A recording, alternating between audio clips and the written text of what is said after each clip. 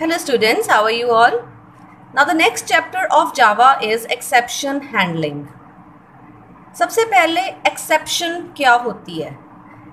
जब हम किसी प्रोग्राम को एग्जीक्यूट करते हैं या हम कंपाइल कर रहे हैं, सबसे पहले हम प्रोग्राम को कंपाइल करते हैं. अगर मैं C++ की बात करूं एंड फिर उसको एग्जीक्यूट करते हैं, तो अगर हमने प्रोग्राम को कंपाइल किया एंड देन एग्जीक्यूट किया और एग्जीक्यूट करते टाइम कोई एरर आ जाती है, किसी भी तरह की कोई एरर आ गई, तो जावा में उस एरर को हम बोलते हैं exception. So what is an exception? Exception is an error which occurs when the program is executing. जब प्रोग्राम एग्जीक्यूट हो रहा है उस टाइम अगर कोई एरर आ जाती है, लाइक सपोज करो मैंने प्रोग्राम में किसी नंबर को गलती से 0 से डिवाइड कर दिया, तो रन टाइम एरर आएगी ना कि कोई नंबर 0 से डिवाइड नहीं होता.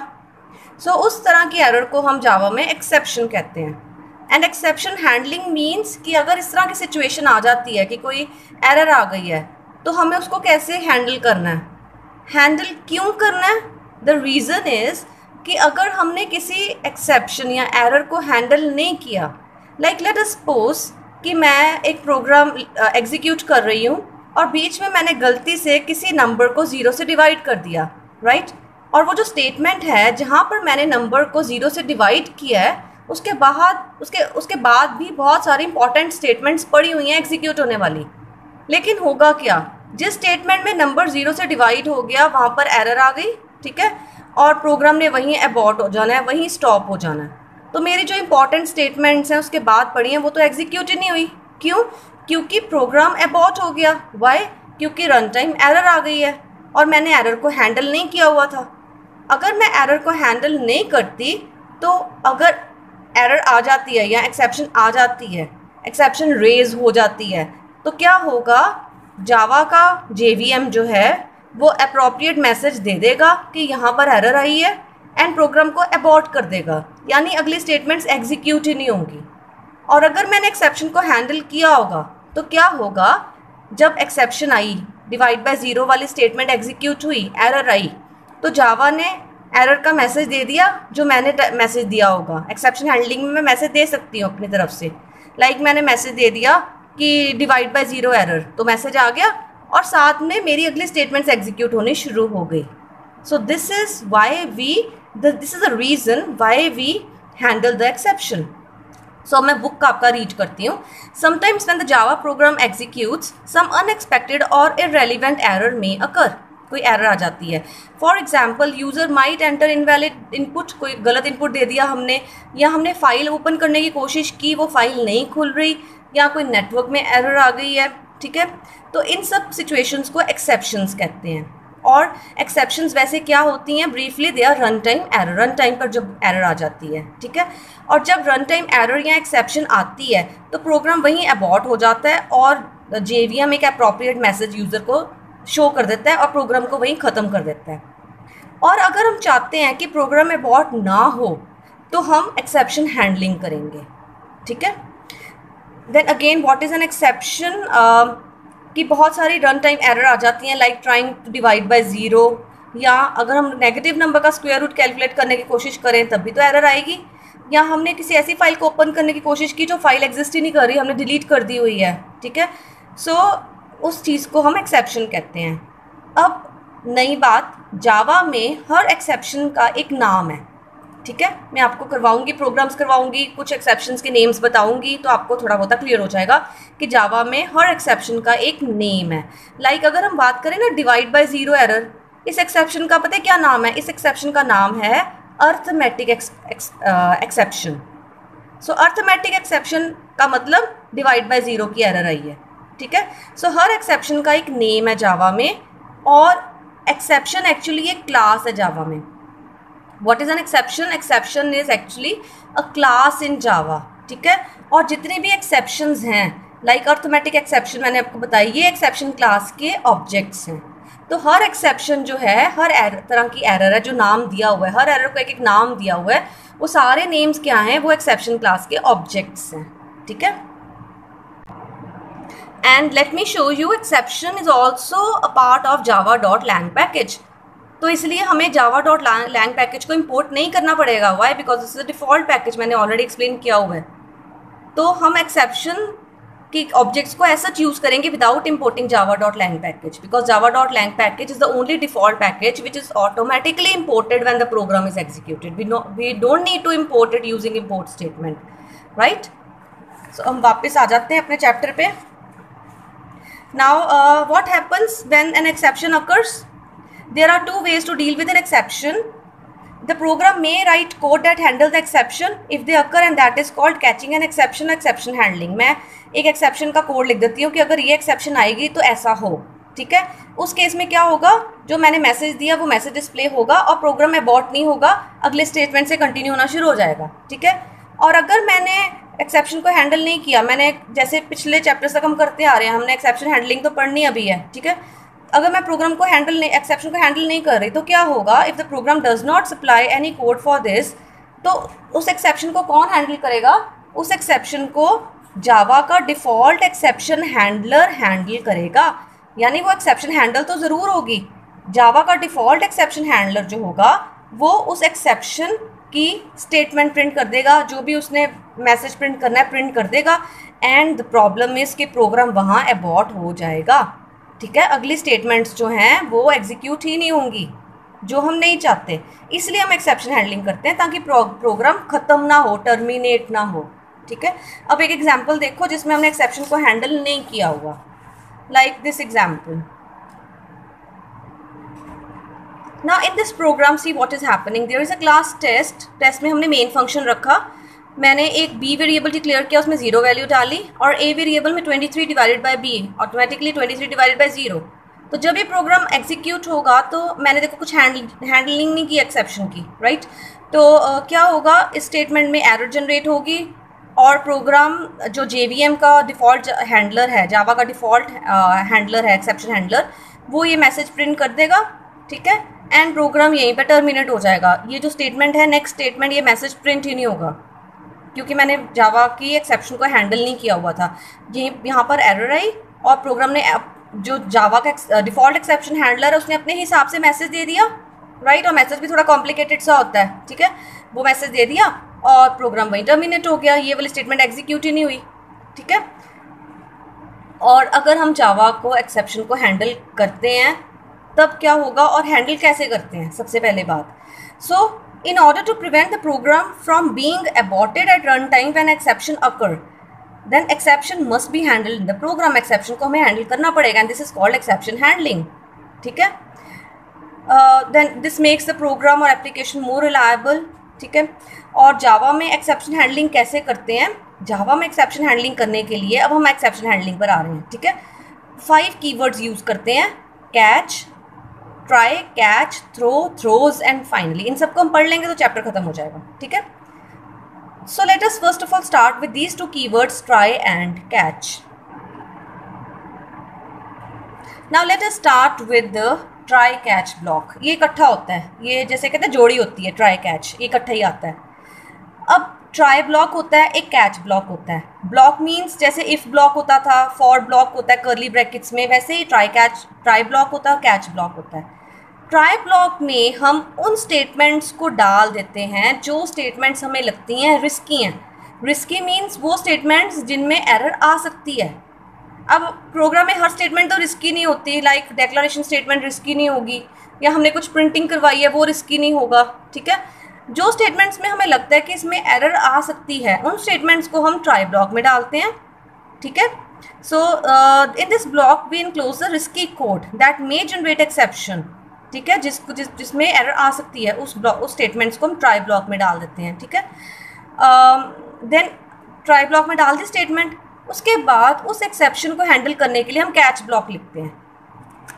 कैच ब्लॉक में हम लिखते हैं कि अगर वो एक्सेप्शन आई जो ट्राई ब्लॉक में स्टेटमेंट पड़ी है उसमें अगर एरर आई तो क्या करना है, वो काम हम कैच ब्लॉक में लिखते हैं, ठीक है.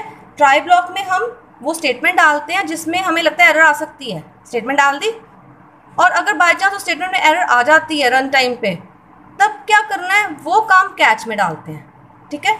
सो सिंटेक्स ऐसा होता है कि ट्राई में हम रिस्की स्टेटमेंट्स डालते हैं और कैच में हम डालते हैं कि अगर इसमें एरर आती है, एक्सेप्शन आती है तो उसको हैंडल कैसे करना है, ठीक है. प्रोग्राम्स करेंगे तो क्लियर हो जाएगा.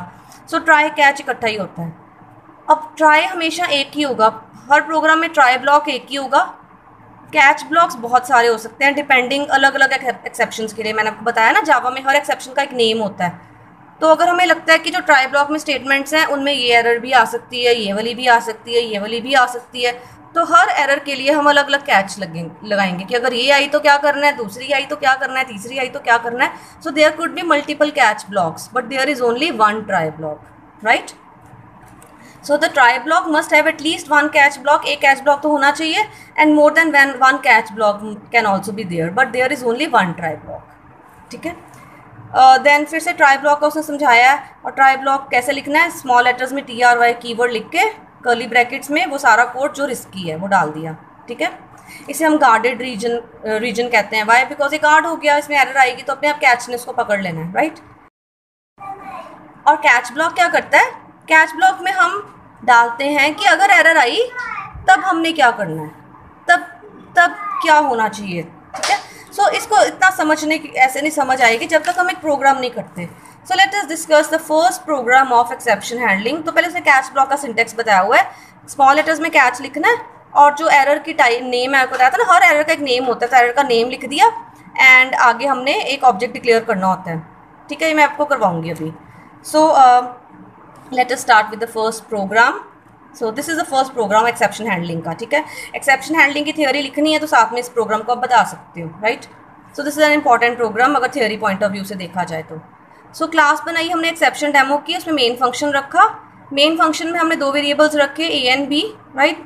ट्राई ब्लॉक में मैंने जिसकी स्टेटमेंट्स जो मुझे लगी मैंने B equal to 0 try block में डाल दिया। इसको मैं ट्राई ब्लॉक से बाहर भी लिख सकती थी, चलो डाल दिया। उसके बाद A में क्या डाला, 23 डिवाइडेड बाई B। ये वही प्रोग्राम है जो हमने पीछे किया था, पीछे हमने पढ़ा था विदाउट एक्सेप्शन हैंडलिंग। अब हम इसी प्रोग्राम को एक्सेप्शन हैंडलिंग से पढ़ रहे हैं, ठीक है। सो इस प्रोग्राम में एरर जनरेट होगी, एक्सेप्शन रेज होगा, और मैंने आपको बताया था कि अगर डिवाइड बाई 0 हो तो उस एक्सेप्शन का नाम क्या होता है, उस एक्सेप्शन का नाम होता है arithmetic exception.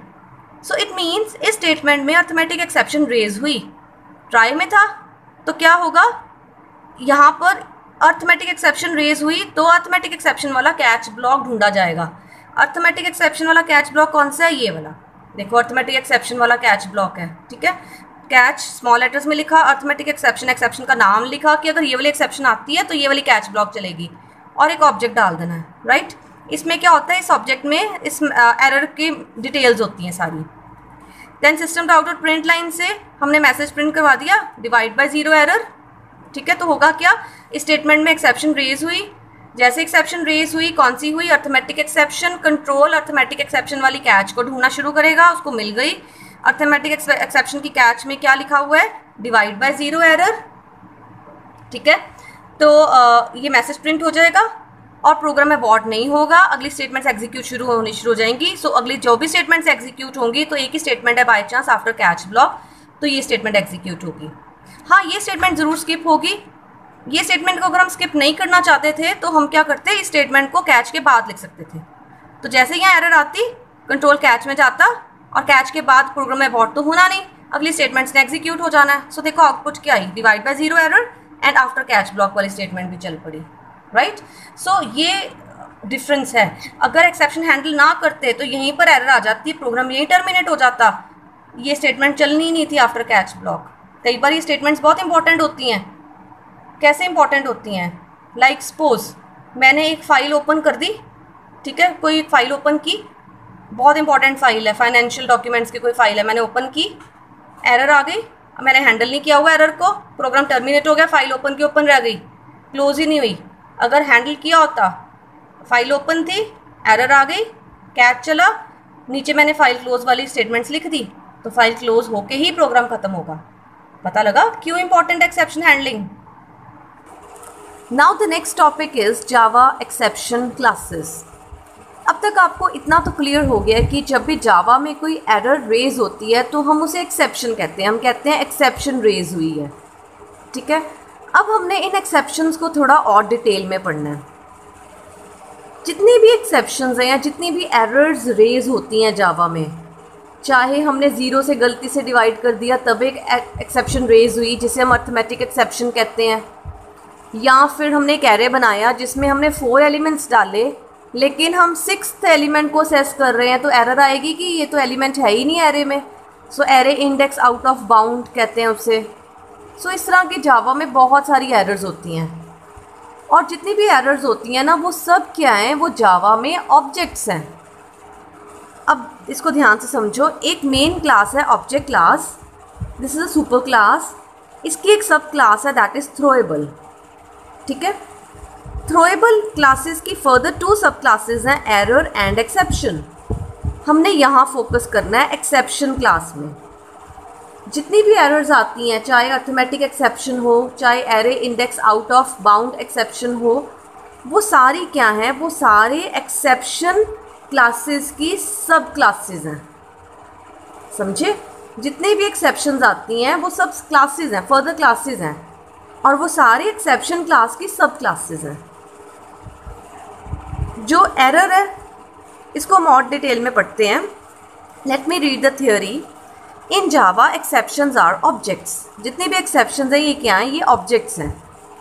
When a program throws an exception, जब कोई एरर आती है, कोई एक्सेप्शन रेज होती है, तो हम कहते हैं कि एक ऑब्जेक्ट थ्रो हुआ, ऑब्जेक्ट बना।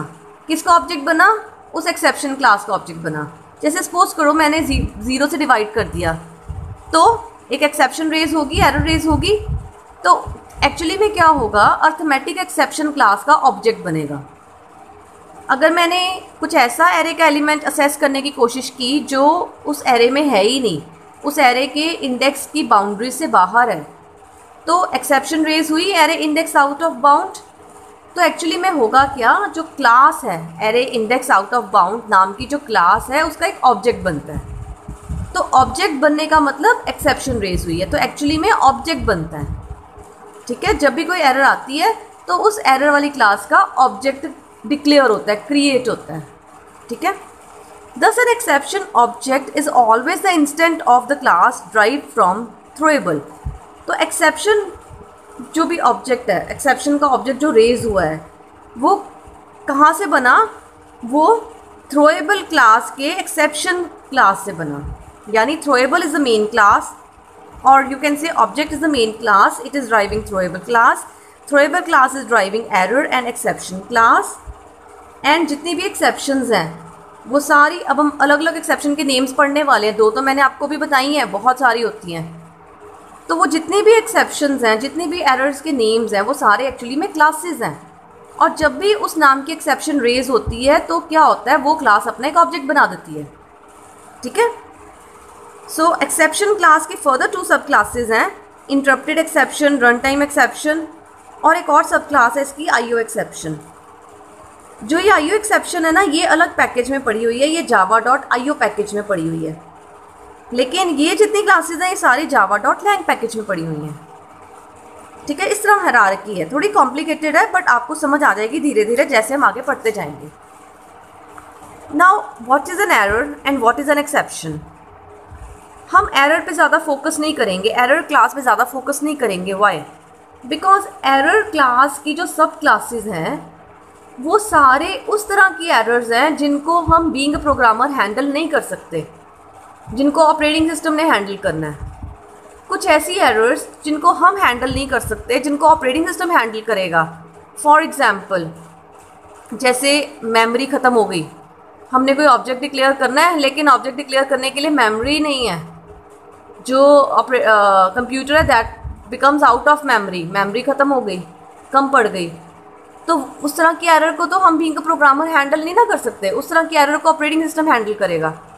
सो जिन एक्सेप्शंस को या जिन एरर्स को ऑपरेटिंग सिस्टम की ड्यूटी है हैंडल करना, बीइंग अ प्रोग्रामर हम उनको हैंडल नहीं कर सकते, वो सारी एरर क्लास की सब क्लासेस हैं, और हमने उनको फोकस नहीं करना। हमने इन एक्सेप्शन वाली एरर्स को फोकस करना है जिनको हम बीइंग अ प्रोग्रामर हैंडल कर सकते हैं। Error and exception. The class error and its subclasses describe internal errors and are used by Java Virtual Machine to indicate errors having to do with the runtime environment itself. For example, out of memory error.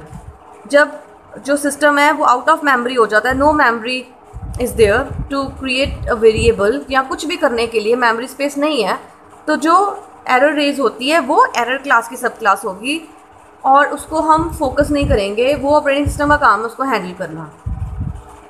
हम किस पे focus करेंगे, there is little to do with such kinds of errors, ठीक है। So while doing Java programming you should focus on exception hierarchy. हमें exception hierarchy को ज़्यादा focus करना है क्योंकि उसको हम हैंडल कर सकते हैं, ठीक है।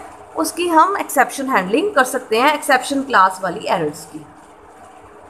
ओके, अब इस टॉपिक पे हम दोबारा आएंगे, इनको एरर्स को, एक्सेप्शंस को दोबारा अच्छे से पढ़ेंगे। पहले बीच में एक टॉपिक है कि अगर कोई एक्सेप्शन रेज हो जाती है, कोई एरर आ जाती है, तो उसको हम प्रिंट कैसे करवा सकते हैं, डिस्प्ले कैसे करवा सकते हैं स्क्रीन पे। तो उसके ना 3 मेथड्स हैं। फर्स्ट मेथड है using to string function. To string एक फंक्शन है, ये फंक्शन थ्रोएबल क्लास का एक फंक्शन है, ठीक है। ऑब्जेक्ट क्लास में भी ये फंक्शन पड़ा हुआ है टू स्ट्रिंग, इधर ऑब्जेक्ट क्लास में भी टू स्ट्रिंग फंक्शन पड़ा हुआ है, थ्रोएबल में भी पड़ा हुआ है, यानी थ्रोएबल ओवरराइड कर रहा है टू स्ट्रिंग को ऑब्जेक्ट क्लास से। ओवरराइडिंग आपने पढ़ी हुई है, ठीक है। यानी कि टू स्ट्रिंग फंक्शन की डेफिनेशन ऑब्जेक्ट क्लास में भी है, टू स्ट्रिंग फंक्शन की डेफिनेशन थ्रोएबल क्लास में भी है। थ्रोएबल क्लास में ज़्यादा रिफाइंड डेफिनेशन है, ज़्यादा बड़ी होगी, उसमें और स्टेटमेंट्स होंगी। चलो, टू स्ट्रिंग एक फंक्शन है।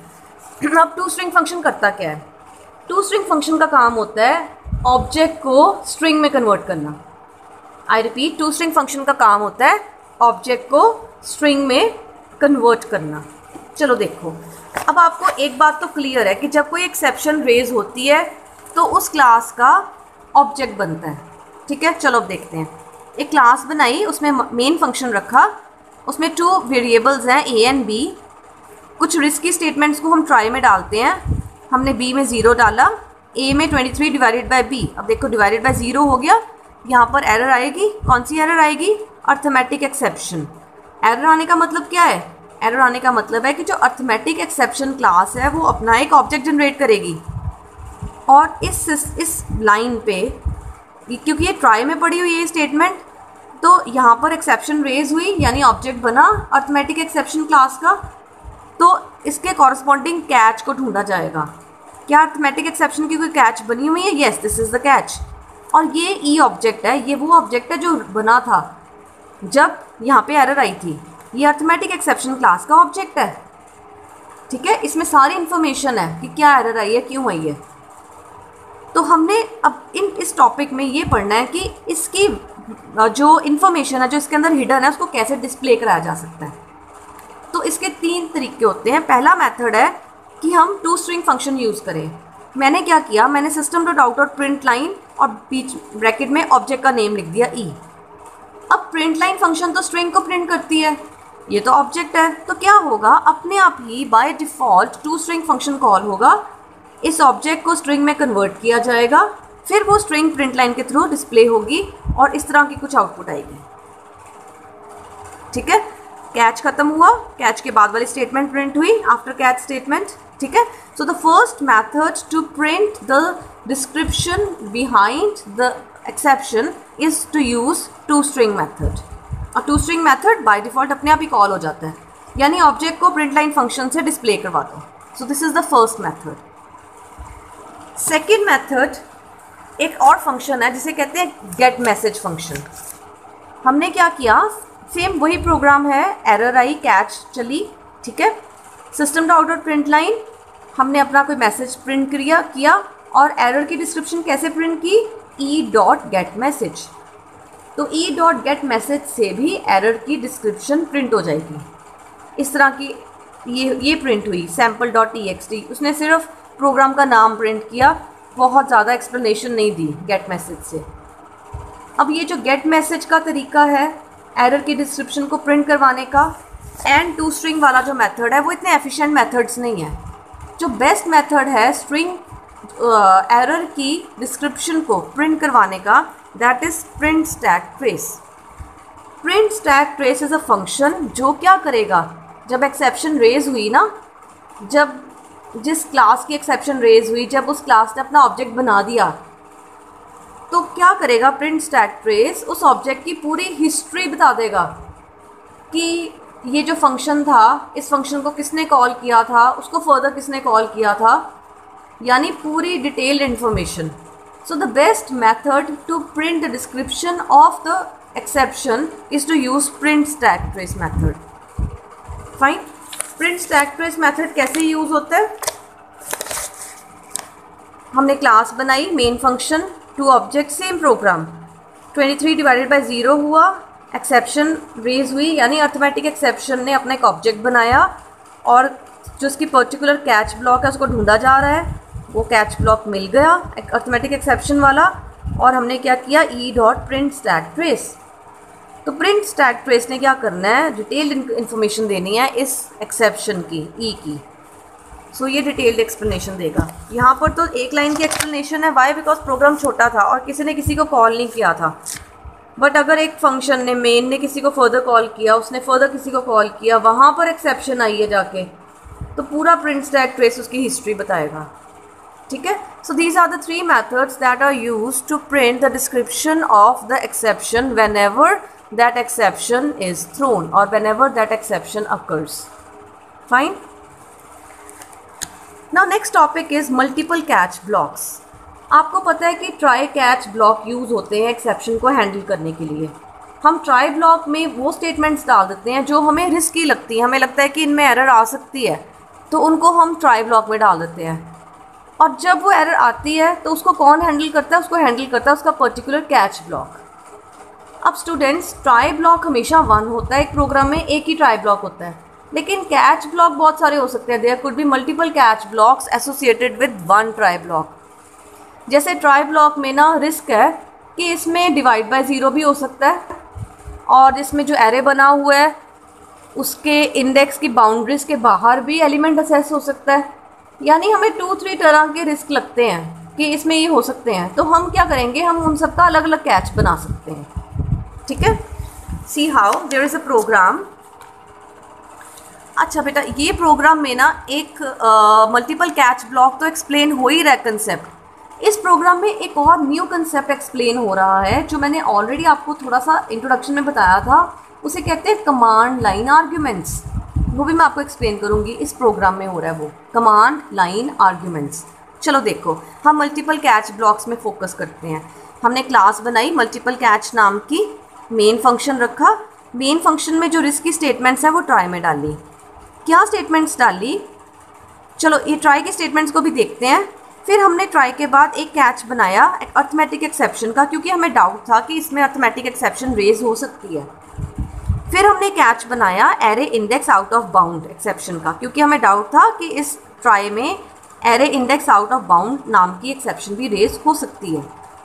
और भी अगर हमें कोई डाउट हो तो हम उसका भी कैच लिख सकते हैं। So there could be more than 1 catch blocks associated with 1 try block. ठीक है, अब हम अपने प्रोग्राम को चलाते हैं।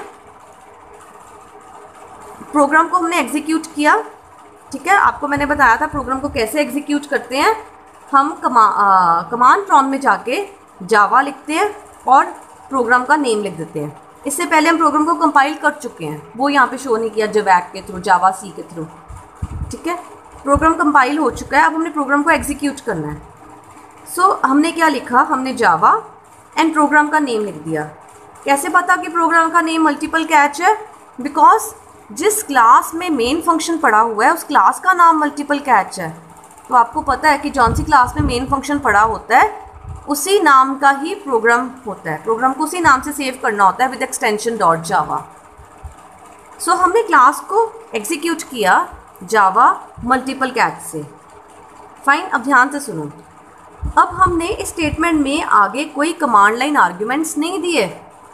वो क्या होते हैं, जैसे ये वाला देखो, 2 आउटपुट्स अलग अलग मेंशन किए हुए हैं उसने। सेकंड आउटपुट देखो, जावा मल्टीपल कैच प्रोग्राम को एग्जीक्यूट करने की कमांड दे रहे हैं और साथ में 2 वैल्यूज़ भी दे रहे हैं, वैल्यू 1 वैल्यू 2।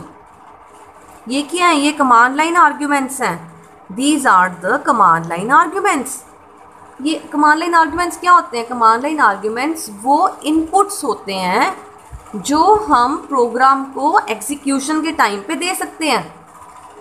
आई रिपीट, कमांड लाइन आर्ग्यूमेंट्स वो इनपुट्स हैं जो हम प्रोग्राम को दे सकते हैं when during the time of execution of the programme.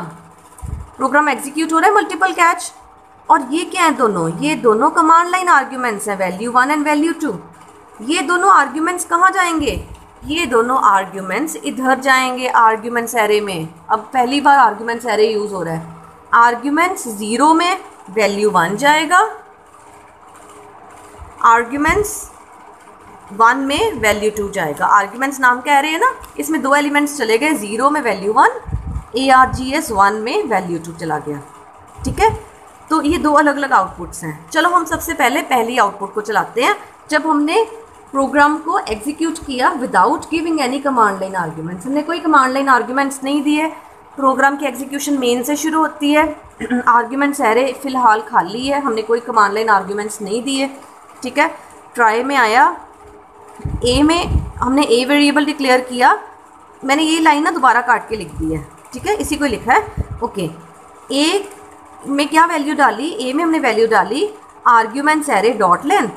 फिलहाल हमने कोई कमांड लाइन आर्ग्यूमेंट नहीं दिया था, तो आर्ग्यूमेंट्स एरे की लेंथ 0 है, कुछ भी नहीं है इसमें स्टोर्ड। सो ए में क्या चला गया, 0। फाइन, कैसे गया, आर्ग्यूमेंट्स एरे की जो लेंथ है फिलहाल उसकी लेंथ 0 है, because there is no element in arguments array, because हमने कोई कमांड लाइन आर्ग्यूमेंट दिया ही नहीं एग्जीक्यूशन के टाइम पे। सो ए में 0 चला गया, ए की वैल्यू को हमने प्रिंट करवाया, ए इक्वल्स टू ए की वैल्यू 0, देखो इधर प्रिंट हो गई। ठीक है, उसके बाद बी वेरिएबल डिक्लेयर किया और उसको 23 डिवाइडेड बाय ए किया। अब फिलहाल तो ए 0 है, तो क्या होगा, इस लाइन में एक्सेप्शन रेज होगी, अर्थमेटिक एक्सेप्शन रेज होगी, और प्रोग्राम या JVM अर्थमेटिक एक्सेप्शन वाली कैच को ढूंढना शुरू करेगा। तो ये 2 लाइन्स तो एग्जीक्यूट ही नहीं होंगी, स्किप हो जाएंगी। यहीं पे एरर रेज हुई और अर्थमेटिक एक्सेप्शन वाली कैच को ढूंढना शुरू किया, वो मिल गई इधर। ठीक है, तो क्या मैसेज प्रिंट करवा दिया, मैसेज प्रिंट करवा दिया डिवीजन बाय 0। मैंने इस प्रोग्राम को इजी कर दिया, कॉमा और बाद में ये चीज़ हटा दी, इसकी ज़रूरत नहीं है। तो क्या मैसेज आ गया, डिवीजन बाय 0। कैच चल पड़ी, अगर एक कैच चल पड़ी तो दूसरी नहीं चलेगी, हमेशा एक ही कैच चलेगी। मल्टीपल कैच हो सकती हैं लेकिन चलेगी एक। ये वाली कैच स्टेटमेंट एग्जीक्यूट हो गई तो कंट्रोल सारी कैच से बाहर आ गया और ये लाइन एग्जीक्यूट हुई आफ्टर ट्राई कैच ब्लॉक। हुई आउटपुट क्लियर, पता लगा अर्थमेटिक एक्सेप्शन क्यों रेज हुई थी, क्योंकि ए की वैल्यू 0 थी और 0 से डिवाइड हो गया था, जिसके कारण अर्थमेटिक एक्सेप्शन रेज हुई थी और डिवीजन बाय 0 की एरर, इसका मैसेज प्रिंट हो गया था, डिस्प्ले हो गया था, एंड कंट्रोल ने बाद में आफ्टर ट्राई कैच ब्लॉक वाला मैसेज प्रिंट करवा दिया। ठीक है, अब हम दूसरी आउटपुट को रन करवाते हैं। जब हम कमांड लाइन आर्ग्यूमेंट्स दे रहे हैं, हमने मल्टीपल कैच नाम के फंक्शन को एग्जीक्यूट, नाम के प्रोग्राम को एग्जीक्यूट किया और 2 command line arguments the, value 1 and value 2। ये कहाँ गई, ये दोनों आर्ग्यूमेंट्स, ये दोनों वैल्यूज़ आर्ग्यूमेंट्स नाम के फंक्शन में गई। आर्ग्यूमेंट 0 में वैल्यू 1 चली गई, आर्ग्यूमेंट्स 1 में वैल्यू 2 चली गई। ठीक है, अब आर्ग्यूमेंट्स में 2 वैल्यूज़ हैं, वैल्यू 1 एंड वैल्यू 2। अब ए एरे डिक्लेयर किया, ए में आर्ग्यूमेंट्स डॉट लेंथ, अब आर्ग्यूमेंट्स एरे की लेंथ कितनी है, 2। सो ए में क्या चला गया, 2, और ए को प्रिंट करवाया, a equals to value of a, so a equals to 2। Fine, उसके बाद बी किया, 23 डिवाइडेड बाई 2, कोई एरर नहीं आई, बी की वैल्यू आ गई। फिर एक एरे बनाया हमने, एरे डिक्लेयर किया, उसमें हमने 4 एलिमेंट्स रखे, 2, 5, 2, 8। इट मीन्स एरे के इंडेक्स 0, 1, 2 और 3 तक जा रहा है एरे का इंडेक्स। ठीक है, उसके बाद हमने एरे 13 को असेस करने की कोशिश की, तो यहाँ पे एरर आएगी कि एरे में 13th एलिमेंट है ही नहीं, एरे में तो सिर्फ 3 एलिमेंट्स तक हैं, 0, 1, 2, 3, 3 इंडेक्स नंबर्स तक हैं, 13th इंडेक्स नंबर तो एरे में है ही नहीं। तो यहाँ पर जो एरर रेज होगी उस एरर को कहते हैं array index out of bound exception, और इसके कॉरस्पॉन्डिंग कैच को ढूंढा जाएगा। तो ये वाली कैच मिल गई और क्या मैसेज प्रिंट हुआ, array index out of bound, और उसके बाद आफ्टर ट्राई कैच ब्लॉक आ गया। So this is a program which shows how to use multiple catch blocks with a single try block. Try block एक ही है, तो उसमें हमें 2 तरह का रिस्क था, तो हमने 2 तरह का अलग अलग कैच लिख दिया। Fine, now the next topic is unreachable code problem. ये एक तरह की प्रॉब्लम है, बड़ी इंटरेस्टिंग सी है। इसको समझने के लिए इसका कंसेप्ट पहले एक प्रोग्राम करते हैं कि ये अनरीचेबल कोड प्रॉब्लम होती क्या है। एक क्लास बनाई, उसमें मेन फंक्शन रखा, उसमें रिस्की स्टेटमेंट्स को ट्राई में डाल दिया। हमने ट्राई में क्या डाला, हमने एक एरे डिक्लेयर किया, इसमें 4 वैल्यूज हैं, यानी कि इंडेक्स नंबर्स 0, 1, 2, 3 तक जा रहे हैं, और हमने मार्क्स 13 को असेस करने की कोशिश की, 13th एलिमेंट को। अब आपको पता है कि एरे में तो इंडेक्स 3 तक जा रहे हैं, 13th इंडेक्स तो होगा नहीं, तो आपको पता है कि इसमें कौन सी एरर आएगी, इसमें कौन सी एक्सेप्शन रेज होगी, एक्सेप्शन रेज होगी array index out of bound exception. ठीक है, तो जैसे ही मार्क्स 13 में 79 डालने की कोशिश की तो ये एरर वाली स्टेटमेंट है, इसमें array index out of bound exception raise हुई, थ्रो हुई, यानी कि array index out of bound exception का ऑब्जेक्ट बना। ठीक है, और इसके कॉरेस्पॉन्डिंग कैच को ढूंढा जाएगा क्योंकि ये स्टेटमेंट ट्राई में है। ठीक है, तो अब देखो, अब इस प्रोग्राम में दो कैच स्टेटमेंट्स हैं। एक कैच स्टेटमेंट है एक्सेप्शन के लिए और एक है array index out of bound exception. ये एक्सेप्शन क्या है? एक्सेप्शन जो है वो सुपर क्लास है। आपको मैंने हायरार्की दिखाई थी ना, एक बार दोबारा देखो। एक्सेप्शन जो होती है वो सुपर क्लास है। सारी जितनी भी एक्सेप्शन क्लासेस हैं, चाहे वो अर्थमेटिक एक्सेप्शन है, चाहे array index out of bound exception है, वो सारी इस क्लास की सब क्लासेस हैं। यानी जितनी भी एक्सेप्शंस हैं या जितने भी एरर्स हैं वो सब इसकी सब क्लासेस हैं एक्सेप्शन की। यानी एक्सेप्शन क्लास में हर तरह की एरर हैंडल हो जाएगी। तो अब देखो होगा क्या। अब हमारे यहाँ पे एरर आई है array index out of bound exception, तो कैच ढूंढा जाएगा इसके कॉरेस्पॉन्डिंग। तो कैच कैसे ढूंढते हैं? Turn by turn her catch से मैच करते हैं। क्या इस कैच से मैच हुआ, ये नहीं हुआ तो क्या इस कैच से मैच हुआ, नहीं हुआ तो क्या नेक्स्ट कैच से मैच हुआ, ये जो एरर आई है। तो अब होगा क्या, जैसे ही इस एक्सेप्शन को, array index out of bound exception को पहली कैच से मैच किया जाएगा, ये कैच मैच हो जाएगी। क्यों? क्योंकि इस एक्सेप्शन में सारी एक्सेप्शन इंक्लूडेड है, चाहे वो अर्थमेटिक एक्सेप्शन है, चाहे array index out of bound exception है। अभी मैं दो का ही बार बार नाम ले रही हूँ, आगे हम और करेंगे। चाहे कोई और तरह की एक्सेप्शन है, जितनी भी एक्सेप्शंस हैं वो सारी इसमें कवर हो जाती हैं। तो क्या होगा, कंट्रोल इस एक्सेप्शन के अंदर, इस कैच के अंदर चल जाएगा और मैसेज आ जाएगा एरर कॉलन, और ये ई का जो डिस्क्रिप्शन है, यहाँ पे टू स्ट्रिंग फंक्शन कॉल हो रहा है, करवाया था ना मैंने आपको, ये ऑब्जेक्ट जो है कन्वर्ट हो जाएगा स्ट्रिंग में। तो आउटपुट क्या आ गई, आउटपुट यहाँ पे आ गई एरर कॉलन, और ये एरर का पूरी डिस्क्रिप्शन आ गई। ठीक है, अब देखो, और दूसरा कैच नहीं चलेगा क्योंकि एक ही कैच चलता है, तो कंट्रोल सीधा यहाँ पे आ जाएगा, आफ्टर ट्राई कैच ब्लॉक में यहाँ पर आ जाएगा। तो प्रॉब्लम क्या हुई है? प्रॉब्लम ये हुई है कि है तो ये array index out of bound exception, तो इसको इस कैच से मैच होना चाहिए था ना, लेकिन इसके सुपर क्लास ने पहले से ही उसको पकड़ लिया। सुपर क्लास का प्रिंट लाइन फंक्शन चल गया, इसका नहीं चला क्योंकि इसमें सारे एक्सेप्शन इंक्लूडेड है। तो इसको क्या कहते हैं? इसे कहते हैं अनरीचेबल कोड प्रोग्राम प्रॉब्लम। यानी यहाँ आना चाहिए था, इस कैच को मैच होना चाहिए था, बिकॉज स्पेसिफिकली देखा जाए तो ये वाली एक्सेप्शन रेज हुई है ना, लेकिन यहाँ पे पहुंचा ही नहीं कोड। कंट्रोल क्यों नहीं पहुंचा? क्योंकि इसके साथ पहले मैच हो गया, क्योंकि इसमें तो सारे एक्सेप्शन इंक्लूडेड है। This is called unreachable code problem. क्यों आई? इसलिए आई क्योंकि सुपर क्लास वाली कैच को हमने पहले लिख दिया, बाद में सब क्लास वाली कैच को लिखा। अब इसका सोल्यूशन क्या है? इस प्रॉब्लम को सॉल्व कैसे किया जाता है? उल्टा कर दो। क्या कर दो? सब क्लास को पहले कैच बना दो, सुपर क्लास वाली कैच को बाद में लिख दो। अब देखो क्या होगा। तो दिस इज द सोल्यूशन। हमने क्या किया, हमने array index out of bound exception वाली कैच को पहले लिख दिया और एक्सेप्शन वाली कैच को बाद में लिखा। तो यहाँ पे array index out of bound exception raise हुई तो पहली कैच से ही मैच हो गई, और ये जो अप्रोप्रिएट मैसेज आना चाहिए था वो आ गया। हाँ, अगर कोई और एक्सेप्शन रेज होती इसमें तो इसके साथ मैच नहीं होनी थी, फिर वो इसके साथ मैच हो जानी थी। क्यों? क्योंकि इसमें तो सारे एक्सेप्शन इंक्लूडेड है, कोई भी एक्सेप्शन हो वो इसके साथ मैच हो जाएगी, क्योंकि ये तो सुपर क्लास है सारी एक्सेप्शंस की। क्लियर है? तो हमें क्या करना चाहिए, हमेशा सब क्लास वाली कैच ब्लॉक को पहले लिखना चाहिए, फिर सुपर क्लास वाली कैच ब्लॉक को लिखना चाहिए। So this is the problem.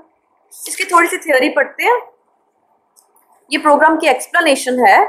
During the compilation of the above program you will receive an error message stating that the second catch statement is unreachable. Second catch statement में control पहुंचा ही नहीं, यहाँ पर control पहुंचा ही नहीं।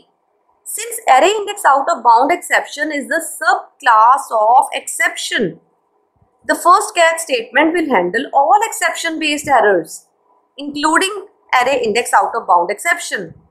This means that the second catch statement will never execute. Fine. So this is unreachable code problem. Now how to handle that? वो भी मैंने आपको बता दिया. Handle करने का क्या तरीका है?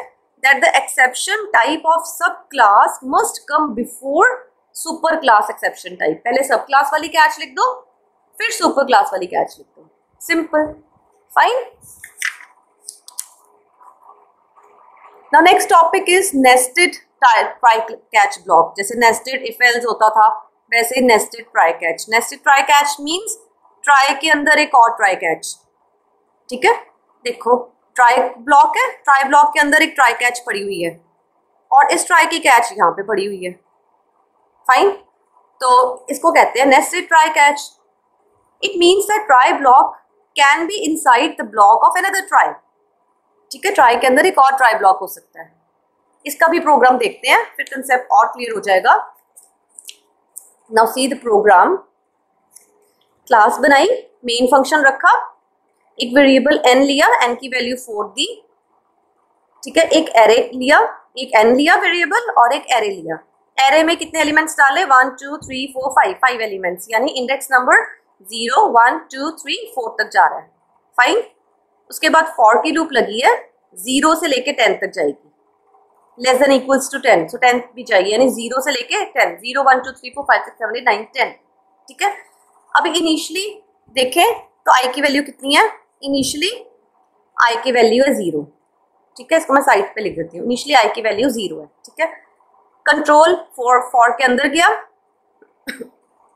ट्राई के अंदर एक और ट्राई पड़ी हुई है. ठीक है. सी पहले इसके स्ट्रक्चर देखो. ट्राई के अंदर ट्राई कैच पड़ा हुआ है और इस ट्राई का जो कैच है वो ये है बाहर. फाइन. चलो देखते हैं. ट्राई के अंदर ट्राई फर्स्ट स्टेटमेंट चली. स्टेटमेंट क्या है? Array of i divided by n result में चला गया. Now what is i? I की वैल्यू 0 है, so array of 0 divided by n is 4. Array of 0 कितना है? Array of 0 is 4 and n is 4. 4 divided by 4 is 1. So result में क्या चला गया? 1. और हमने रिजल्ट को प्रिंट करवा दिया. कैसे? एरे ऑफ आई की वैल्यू क्या आ जाएगी? 4. देन डिवाइड का साइन आ जाएगा, देन n की वैल्यू आ जाएगी 4, देन इक्वल्स टू का साइन आ जाएगा और रिजल्ट आ जाएगा 1. सो पहली आउटपुट देखो, 4 डिवाइडेड बाय 4 इक्वल्स टू 1. ठीक है. और ये प्रिंट करने के बाद n की वैल्यू को डिक्रीमेंट कर दिया, डिक्रीज कर दिया. अब n कितना हो गया? अब n हमारा हो गया 4 था 3 हो गया. ओके. कैच नहीं चली, कोई प्रॉब्लम नहीं आई. ये भी कैच नहीं चली, कोई प्रॉब्लम नहीं आई. फिर से फॉर लूप चली. ऐसे है ना, ये फॉर लूप यहाँ से फिर से चली. अब आई की वैल्यू कितनी हो गई? 1. Now i equals to 1. Fine. Control अंदर गया इधर. Result equals to array of i. Array of i means array of 1 divided by n is 3 now. ठीक है. Now what is array of 1? Array of 1 is 8 divided by 3. और क्योंकि ये integer division हो रही है, ये भी इंटीजर वेरिएबल है n, एरे भी इंटीजर है, सो इंटीजर डिवीजन हो गई, यानी कि डेसिमल पॉइंट नहीं होगा. सो 8 डिवाइडेड बाय 3 की इंटीजर डिवीजन करें तो 2 आंसर आता है. सो आउटपुट क्या आई? एरे ऑफ आई यानी 8 डिवाइडेड बाय 3 इक्वल्स टू 2.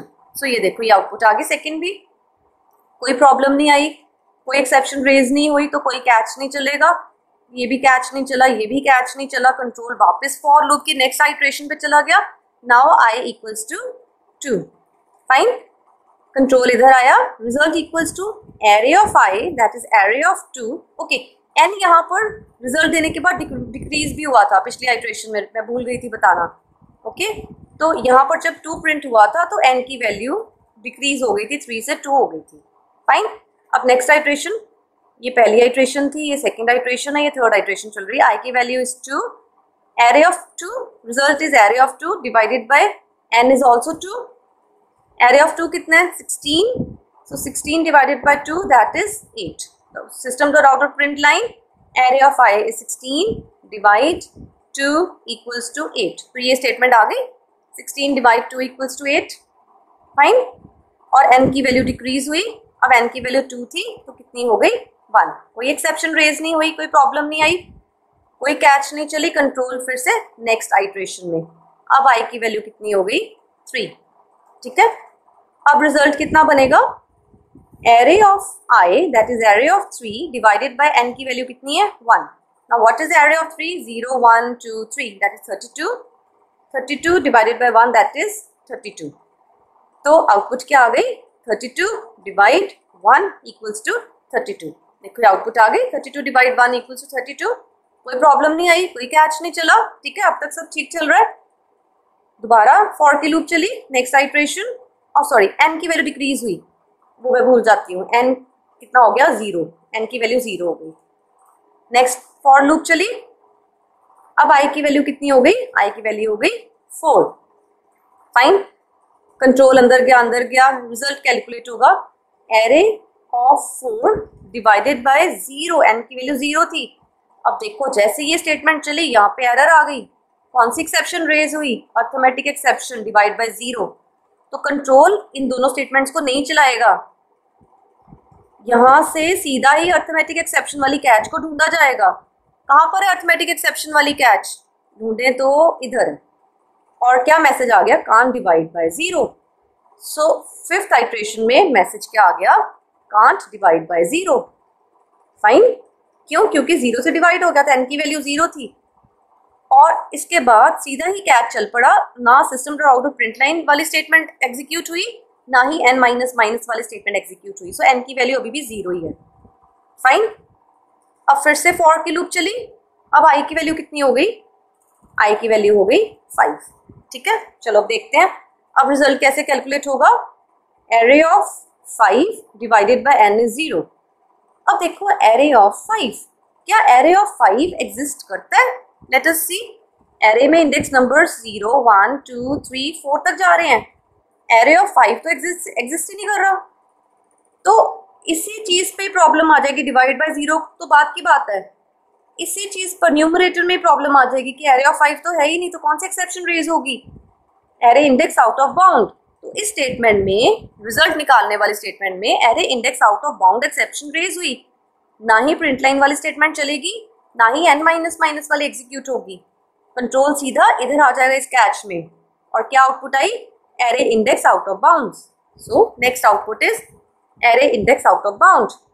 अब फॉर की लूप जितनी आगे बढ़ती जाएगी, 5 6 7 8 9 10 सभी एरे ऑफ आई एग्जिस्ट ही नहीं करते, तो हर में यही आउटपुट आती जाएगी, array index out of bound. Okay, divide by 0 पर तो जाएगा ही नहीं कंट्रोल, क्योंकि पहले तो इसी में ही एरर आ गई. समझे?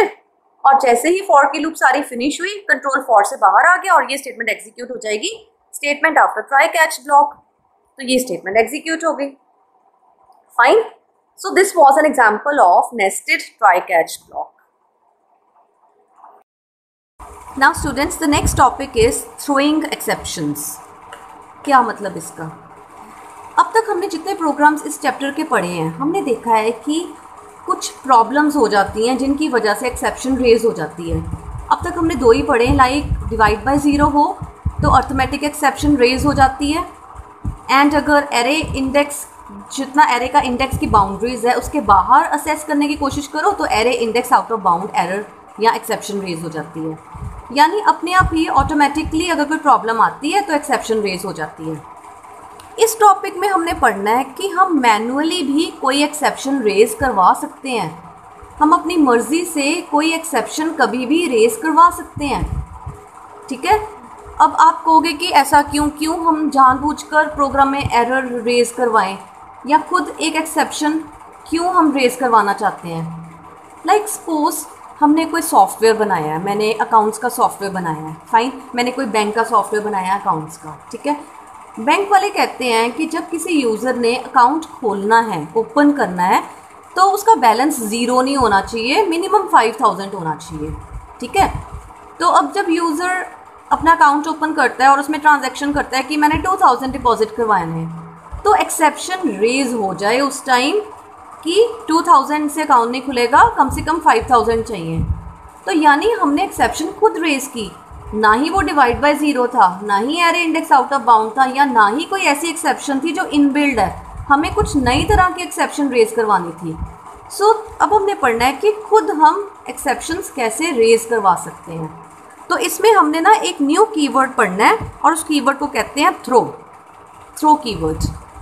आपको याद होगा पीछे हमने ना एक लाइन पढ़ी थी, मैं आपको दोबारा वहाँ लेके जाती हूँ, जहाँ पे लिखा था कि एक्सेप्शन हैंडलिंग करने के लिए 5 कीवर्ड्स यूज़ होते हैं। कौन से 5 कीवर्ड्स? ट्राई, कैच, ये हम ऑलरेडी पढ़ चुके हैं।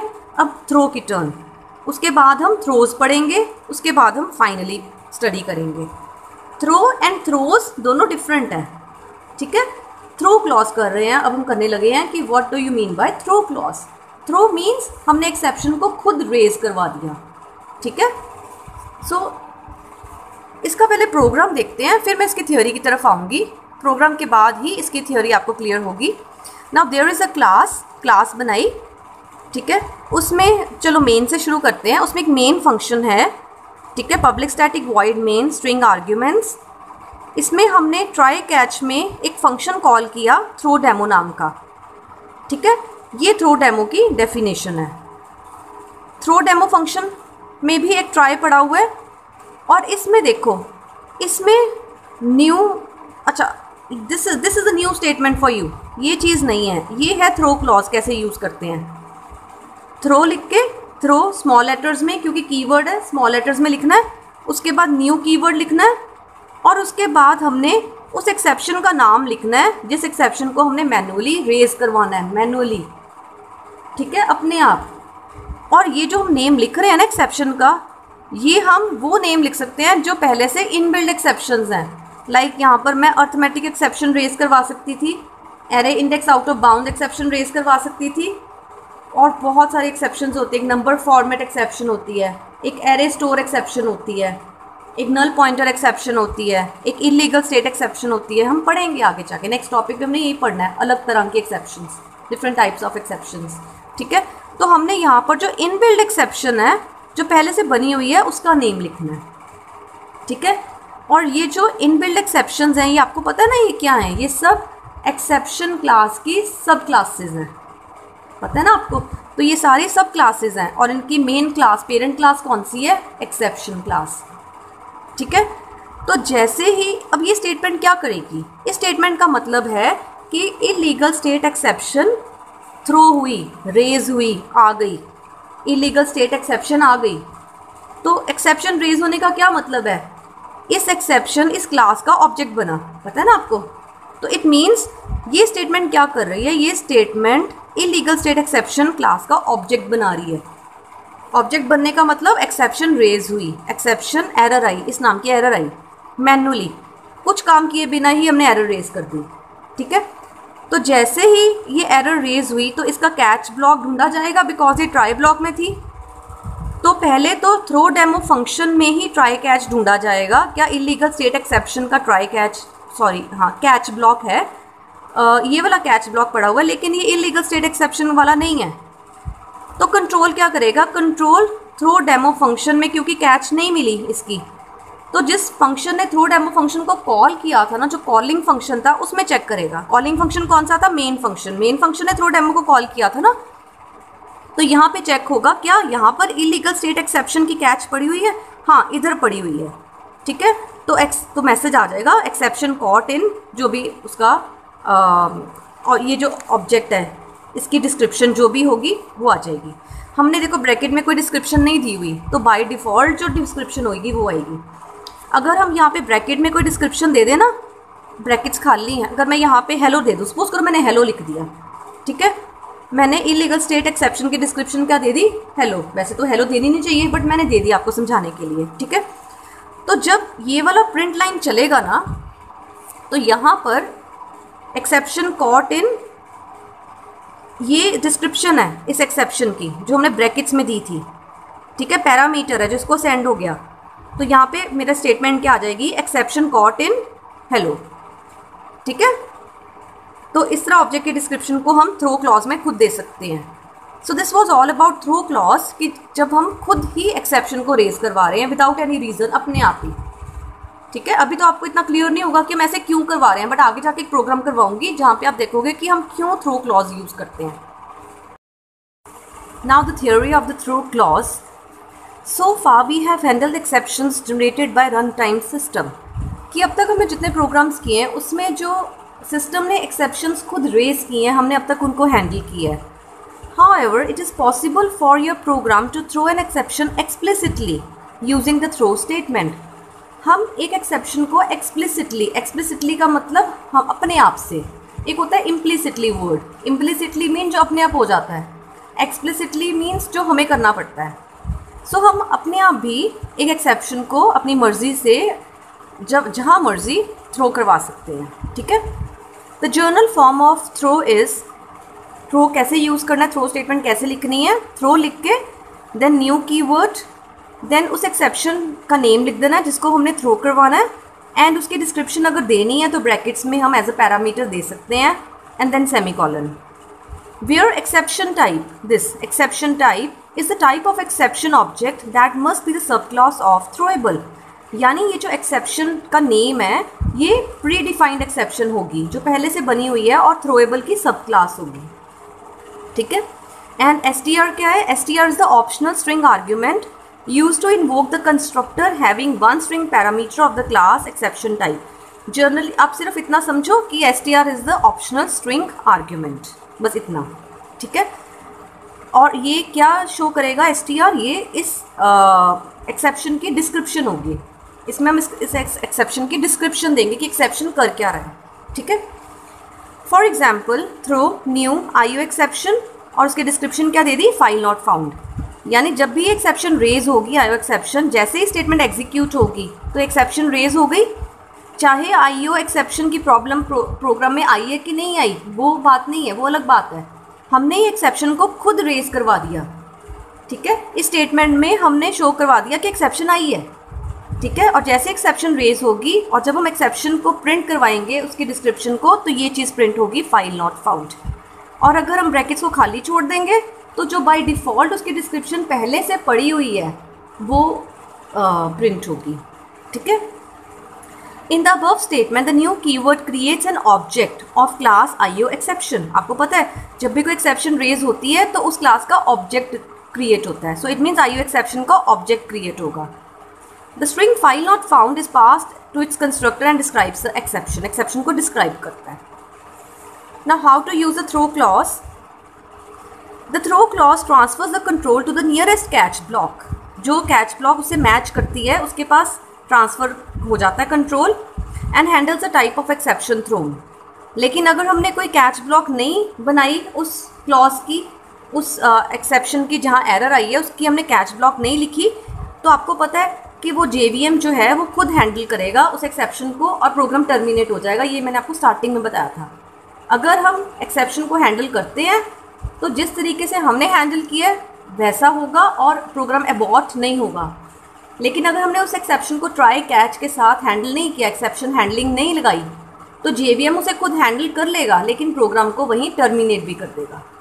ठीक है. So this is the program. Fine. Now next topic is types of exceptions. अब हमने एक्सेप्शन की हायरार्की शुरू की थी ना, यहाँ पर आप समझ लो कि इसी टॉपिक का कंटिन्यूएशन है. यही टॉपिक आगे कंटिन्यू हो रहा है. ठीक है. Now types of exceptions. बेटा एक्सेप्शंस ना 2 टाइप्स के होते हैं. एक होता है चेक्ड एक्सेप्शंस, एक होते हैं अनचेक्ड एक्सेप्शंस. बहुत इंपॉर्टेंट है. इसके मैं आपको डिफरेंसेस भी दे रही हूँ. ठीक है. वीडियो को पॉज करके आप डिफरेंसेस नोट कर सकते हो. अब इनका डिफरेंस समझो कि एक्सेप्शंस 2 तरह की हैं, चेक्ड एंड अनचेक्ड. इनका क्या मतलब है? ना first of all unchecked exceptions. सबसे पहले तो ये देखते हैं हायरार्की में कि कौन सी एक्सेप्शंस चेक्ड हैं और कौन सी अनचेक्ड है. सो जो थ्रोएबल क्लास है, जो मेन पेरेंट क्लास है सारे एक्सेप्शंस की, वो चेक्ड कैटेगरी में आ जाती है. थ्रोएबल की एरर सब क्लास अनचेक्ड है और एक्सेप्शन चेक्ड है. ये दोनों चेक्ड हो गई. और एक्सेप्शन की जो सब क्लासेस है वो भी सब चेक्ड हैं except the run time exception. इसको छोड़ के बाकी सब चेक्ड हैं. और क्योंकि रन टाइम अनचेक्ड है तो इसकी सब क्लासेस भी अनचेक्ड एक्सेप्शन में आ जाती हैं. अभी सिर्फ मैंने आपको कैटेगरी बताई है. अब ये होती क्या है चेक्ड एक्सेप्शंस और अनचेक्ड एक्सेप्शंस, इनको समझते हैं. First of all unchecked exceptions. The class run time exception and its sub classes. The class run time exception and its sub classes and the error class and its sub classes are unchecked exceptions. अब ध्यान से सुनो, unchecked exceptions कौन सी होती हैं?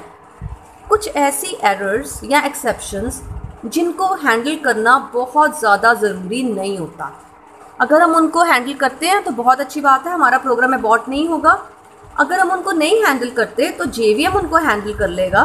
By default Java handler जो होता है वो उसको बाय डिफ़ॉल्ट हैंडल कर लेगा एक्सेप्शन को। ज़्यादा से ज़्यादा क्या होगा, प्रोग्राम अबॉर्ट हो जाएगा। ठीक है। सो अनचेक्ड एक्सेप्शंस वो एक्सेप्शंस जिनको कंपाइलर हमें फोर्स नहीं करता कि इनको आपने हैंडल करना ही करना है, जबकि चेक्ड एक्सेप्शंस वो हैं जिनको हमें हैंडल करना ही करना होता है। ठीक है। अदरवाइज जो कुछ बहुत बड़ी प्रॉब्लम आ सकती है। फॉर एग्जाम्पल अनचेक्ड एक्सेप्शन में आ जाता है divide by zero, for example arithmetic exception. ठीक है। अगर हम अर्थमेटिक एक्सेप्शन को हैंडल नहीं करेंगे तो ज़्यादा से ज़्यादा क्या होगा, JVM उसको खुद हैंडल कर लेगा और प्रोग्राम अबॉर्ट कर देगा। ठीक है। बट कोई प्रॉब्लम तो नहीं ना आएगी। लेकिन चेक्ड एक्सेप्शन में एक फॉर एग्जाम्पल आ जाती है, जैसे फाइल की एक एक्सेप्शन होती है। हमने सपोज करो एक फ़ाइल को खोल दिया, एक फ़ाइल को ओपन किया यूजिंग फाइल ओपन कमांड्स। मैंने एक फ़ाइल को ओपन किया हुआ है, बीच में एक चेक्ड एक्सेप्शन आ जाती है। मैंने चेक्ड एक्सेप्शन को हैंडल नहीं किया तो क्या होगा, मेरा प्रोग्राम अबॉर्ट हो जाएगा और मेरी फ़ाइल खुली की खुली रह जाएगी। ठीक है। तो चेक्ड एक्सेप्शंस को हैंडल करना बहुत इंपॉर्टेंट होता है।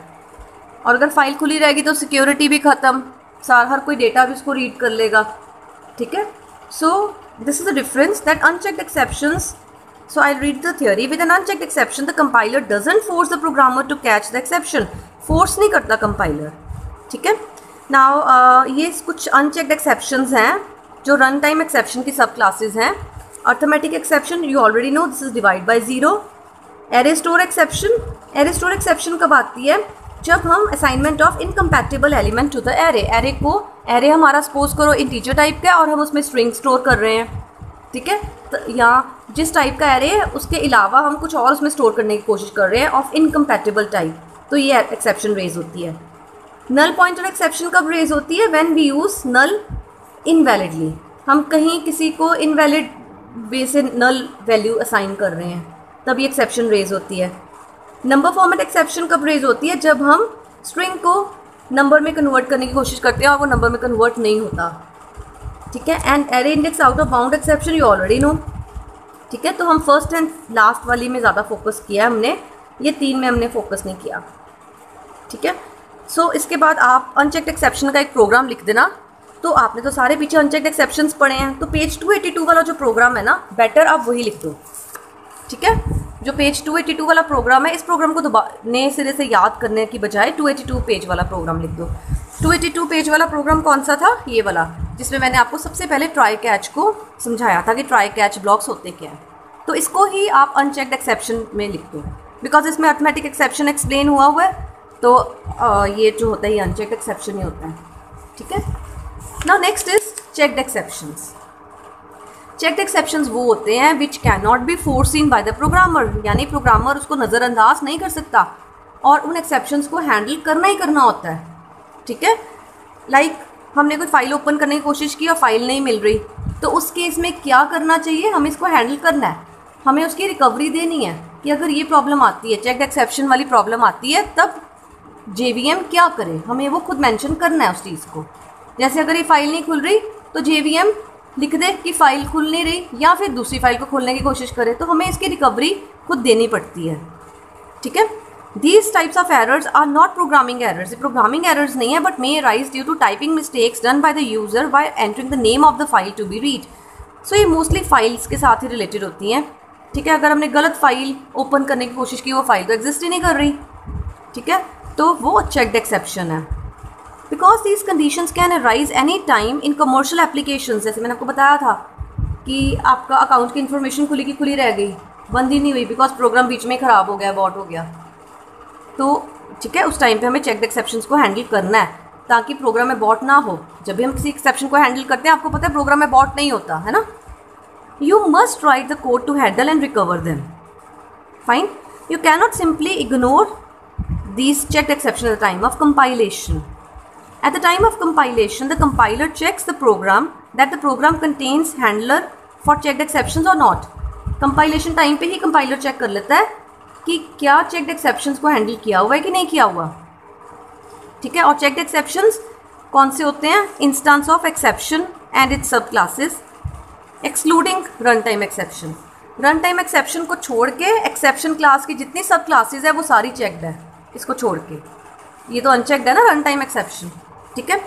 और इसके एग्जांपल्स देख लो।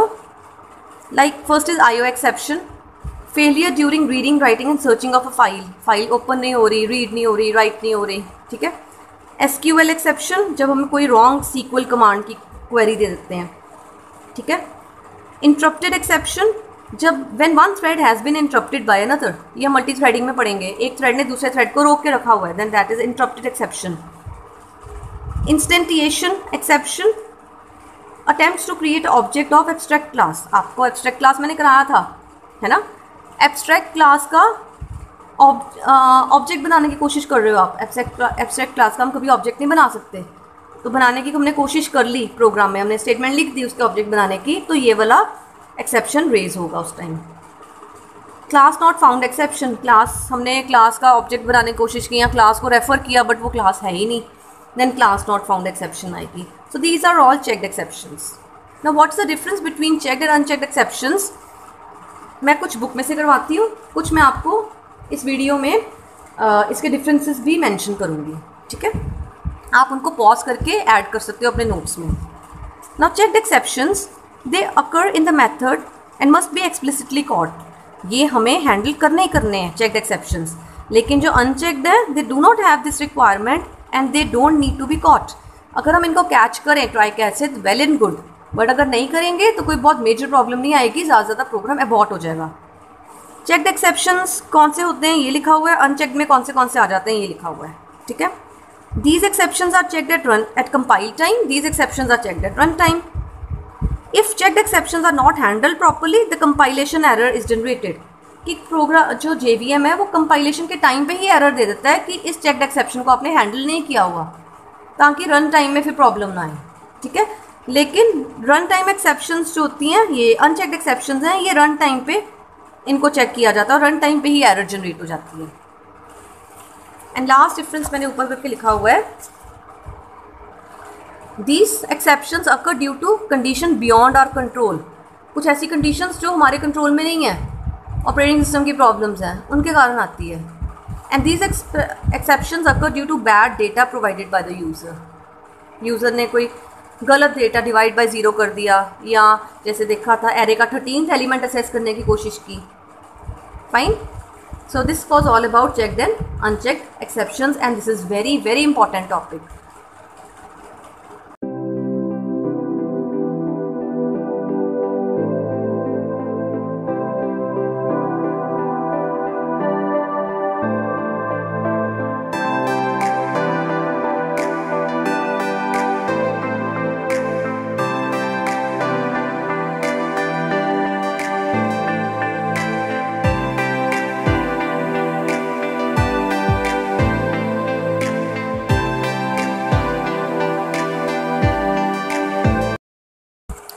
Students, now throw clause के बाद the next we'll be studying throws clause.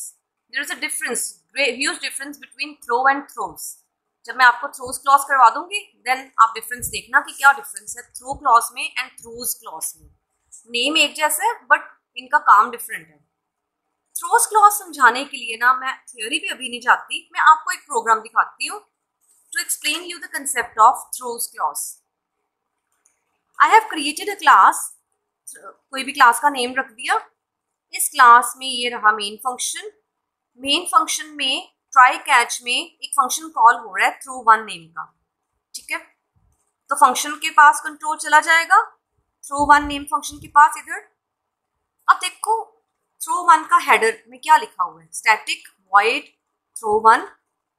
एक बात ना मैं आपको बतानी है, आउट ऑफ ये टॉपिक में जाऊंगी थोड़ा सा, कि अगर एक क्लास में, जिस क्लास में मेन फंक्शन पड़ा है, उसी क्लास में कोई और फंक्शन भी हो तो उस फंक्शन को स्टैटिक मेंशन करना ही करना है। आई रिपीट, अगर जिस क्लास में मेन फंक्शन पड़ा है उस क्लास में मेन के अलावा कोई और फंक्शंस भी पड़े हैं तो उन फंक्शंस को आपने स्टैटिक मेंशन करना है। ठीक है, ये रूल है। या तो आप इस फंक्शन को किसी और क्लास में लिख दो और मेन के लिए अलग फंक्शन अलग क्लास बना लो, ठीक है। अगर सेम ही एक ही क्लास में सब कुछ लिखना है तो बाकी सब फंक्शंस को भी स्टैटिक करना पड़ेगा, ठीक है। चलो अब हम अपने टॉपिक पे आते हैं। We were discussing throws clause. अब देखो ये जो थ्रो वन फंक्शन है इसके हेडर में क्या लिखा हुआ है, स्टैटिक। ये तो हमें लिखना है बिकॉज ये फंक्शन उसी क्लास में पड़ा हुआ है जिस क्लास में मेन फंक्शन भी है। वॉइड बिकॉज ये फंक्शन कुछ रिटर्न नहीं कर रहा, फंक्शन का नेम, पैरामीटर्स कुछ नहीं है। उसके आगे हमने क्या लिखा हुआ है, throws IO exception. Now this is a new thing for you. इसका क्या मतलब, इसका मतलब होता है कि अगर इस फंक्शन में IO एक्सेप्शन कभी रेज होती है, IO एक्सेप्शन की अगर प्रॉब्लम आती है इस फंक्शन में, तो इसको IO एक्सेप्शन को हैंडल करने की रिस्पॉन्सिबिलिटी ये फंक्शन उस फंक्शन को थ्रो कर देगा जिसने इसको कॉल किया है। दोबारा, थ्रोज क्लॉज क्या कहता है, पहली बात थ्रोज क्लॉज को हमने हमेशा फंक्शन के हेडर में लिखना है इस तरीके से, बॉडी में नहीं आएगा, हेडर में ही आएगा फंक्शन के। जिस फंक्शन के हेडर में हमने थ्रोज क्लॉज लगा दिया, जैसे हमने थ्रो वन फंक्शन में IO एक्सेप्शन का थ्रोज क्लॉज लगा दिया, तो इसका मतलब क्या बना, इसका मतलब ये बना कि अगर थ्रो वन फंक्शन में IO एक्सेप्शन रेज होती है, due to any reason IO exception raise हुई, तो थ्रो वन फंक्शन ने पहले ही मेंशन कर दिया कि IO एक्सेप्शन को हैंडल करना है। हैंडल करना मीन्स इसकी कैच ब्लॉक, इसका कैच ब्लॉक, इसका कैच ब्लॉक जो होगा वो मेरी फंक्शन के अंदर नहीं होगा, इसके कैच ब्लॉक को मैं थ्रो कर रहा हूं उस फंक्शन में जिस फंक्शन ने इसको कॉल किया, थ्रो वन को। तो देखो थ्रो वन ने अगर IO एक्सेप्शन रेज की तो IO एक्सेप्शन का catch block throw one function में नहीं होगा, किसमें होगा, उस फंक्शन में जिसने थ्रो वन को कॉल किया है। किसने कॉल किया थ्रो वन को, मेन फंक्शन ने, तो मेन फंक्शन में IO एक्सेप्शन का कैच ब्लॉक होगा। So this is the meaning of throws clause, that a function is throwing the responsibility to handle an exception. To whom it is throwing that responsibility? To that function which has called this function. ये इसको मैंने नहीं handle करना IO exception को, इसको कौन handle करेगा, जिसने मुझे कॉल किया, ठीक है। ऐसा क्यों करते हैं, ऐसा इसलिए करते हैं ताकि सारे कैच ब्लॉक्स एक ही जगह पर इकट्ठी हो जाए और उनको हमें दोबारा फिर बाद में एक बार मैनेज करना या रीड करना या देखना इजी हो जाए, इकट्ठी हो जाए सारी कैच ब्लॉक्स, ठीक है। चलो अब देखो, अब थ्रो वन फंक्शन एग्जीक्यूट हुआ, system dot print line inside throw one, message आया, फाइन। देन थ्रो, अब देखो यहाँ पे थ्रो क्लॉज लगा हुआ है। थ्रो क्लॉज आपको पता ना किस लिए यूज होता है, एक्सेप्शन को अपने आप मैनुअली रेज करवाने के लिए। तो मैनुअली हमने IO एक्सेप्शन रेज की और उसमें डिस्क्रिप्शन दे दी demo, fine. Manually IO exception raise हुई, अब IO एक्सेप्शन रेज हुई तो इसका कैच ब्लॉक ढूंढेगा कंट्रोल, लेकिन थ्रो वन फंक्शन ने पहले ही मेंशन कर दिया है कि इसका कैच ब्लॉक मेरे अंदर नहीं होगा, इसका कैच ब्लॉक कहाँ होगा, जिसने मुझे कॉल किया है। किसने कॉल किया, थ्रो वन को, मेन ने। तो क्या करेगा control, control throw one function में कैच को ढूंढने की कोशिश ही नहीं करेगा। सपोज करो बहुत बड़ा थ्रो वन फंक्शन है, 100 लाइन्स का है, तो ये जो एक्सेप्शन रेज हुई है IO एक्सेप्शन, इसकी कैच थ्रो वन फंक्शन में ढूंढी ही नहीं जाएगी, क्योंकि ऊपर मेंशन किया हुआ था कि मेरे अंदर होएगी नहीं कैच एक्सेप्शन, कैच ब्लॉक किसके अंदर होगा, जिसने इसको कॉल किया। तो क्या होगा, जैसे ही IO एक्सेप्शन रेज हुई, कंट्रोल सीधा मेन फंक्शन में जाएगा इसके कैच को ढूंढने में, क्योंकि मेन ने इसको कॉल किया था। So this is throws clause, कि अपनी रिस्पॉन्सिबिलिटी किसी और को थ्रो कर देना। क्लियर है। हम लास्ट में ना एक प्रोग्राम करेंगे जिसमें प्रैक्टिकल एग्जाम्पल करेंगे कि हमने थ्रो क्लॉज, थ्रोज क्लॉज कैसे यूज करना है, उसमें आपको और क्लियर हो जाएगा ये, fine. Now next is finally keyword. ये लास्ट कीवर्ड है एक्सेप्शन हैंडलिंग का। फिर से मैं वो पेज निकालती हूँ जिसमें एक्सेप्शन हैंडलिंग के कीवर्ड्स मेंशन थे। ट्राई कर लिया, कैच कर लिया, थ्रो कर लिया, थ्रोज कर लिया। Now it's the turn for finally keyword. बहुत सिंपल है फाइनली कीवर्ड, ध्यान से सुनो। मैं आपको समझाना यहाँ से स्टार्ट करती हूँ विद स्टेटमेंट कि जो फाइनली ब्लॉक होता है ना, ये वो ब्लॉक होता है जो हर हाल में एग्जीक्यूट होगा ही होगा। अब इस लाइन को ध्यान से सुनो, समझो। सपोज करो मैंने एक फ़ाइल ओपन की, बहुत इंपॉर्टेंट डेटा है फ़ाइल में, सीक्रेट डेटा है, किसी को नहीं पता लगना चाहिए। मैं वो फ़ाइल पढ़ रही हूँ, रीड कर रही हूँ, बीच में एक एक्सेप्शन रेज़ हो जाती है, ठीक है, और मैंने उस एक्सेप्शन को हैंडल नहीं किया हुआ, तो क्या होगा? जैसे एक्सेप्शन रेज़ होगी मेरा प्रोग्राम टर्मिनेट हो जाएगा और वो फ़ाइल खुली की खुली रह जाएगी। फ़ाइल क्लोज़ करने वाली स्टेटमेंट चली ही नहीं, क्योंकि प्रोग्राम बीच में टर्मिनेट हो गया, क्योंकि कोई एक्सेप्शन ऐसी रेज़ हुई थी जिसको मैंने हैंडल नहीं किया था, मैं हैंडल करना भूल गई थी। फाइन। तो इसका सोल्यूशन है फाइनली ब्लॉक। फाइनली ब्लॉक एक ऐसा ब्लॉक है जो हमेशा एग्जीक्यूट होगा, चाहे कोई एक्सेप्शन ऐसी आई है जो हैंडल नहीं की हुई, चाहे प्रोग्राम में कोई भी प्रॉब्लम आ जाती है, फाइनली ने एग्जीक्यूट होना ही होना है। तो फाइनली में मैं फाइल क्लोज वाली स्टेटमेंट लिख दूंगी, ताकि कोई भी प्रॉब्लम आई टर्मिनेट होने से पहले फाइनली ने चलना ही चलना है, तो फाइल क्लोज होके ही प्रोग्राम टर्मिनेट हो। हल्का सा आपको क्लियर हो गया होगा। इसकी थ्योरी करने से पहले इसका एक प्रोग्राम देखते हैं फाइनली कीवर्ड का। Finally keyword number 1 try catch के बाद आता है, हमेशा लास्ट में आता है, ठीक है। अब प्रोग्राम देखो, हमने क्लास बनाई, क्लास का कोई भी नेम रख दिया, उसमें मेन फंक्शन है। मेन फंक्शन में 2 इंटीजर वेरिएबल्स हैं for numerator and denominator. Try catch में, ट्राई ब्लॉक में हमने डिनोमिनेटर में 0 डाल दिया, न्यूमरेटर 32 डिवाइडेड बाय 0 आ गया। तो इस स्टेटमेंट में एक्सेप्शन रेज हुई, अर्थमेटिक एक्सेप्शन, और जैसे एक्सेप्शन रेज हुई तो ट्राई ब्लॉक की बाकी स्टेटमेंट्स एग्जीक्यूट नहीं होंगी, लाइक ये वाली एग्जीक्यूट नहीं होगी, स्किप हो जाएंगी। तो कंट्रोल अर्थमेटिक एक्सेप्शन ढूंढने की कोशिश करेगा, इसको कैच ब्लॉक मिल गया अर्थमेटिक एक्सेप्शन का, और आउटपुट क्या आई? एक्सेप्शन हैंडल, और जो अर्थमेटिक एक्सेप्शन की डिस्क्रिप्शन है वो लिखी जाएगी। उसके बाद फाइनली ब्लॉक चलना ही चलना है, फाइनली ब्लॉक हमेशा चलेगा। तो स्टेटमेंट क्या आई? सिस्टम इन फाइनली ब्लॉक, और फाइनली ब्लॉक के बाद ये स्टेटमेंट आ जाएगी सिस्टम आफ्टर कैच ब्लॉक। अब इस प्रोग्राम में क्योंकि हमने इस एक्सेप्शन को हैंडल किया हुआ था, तो आपको फाइनली का पर्पस इतना क्लियर नहीं हो रहा होगा। आप कहोगे कि ये स्टेटमेंट भी तो चली गई ना भी फाइनली के बिना भी, तो फाइनली की क्या ज़रूरत है?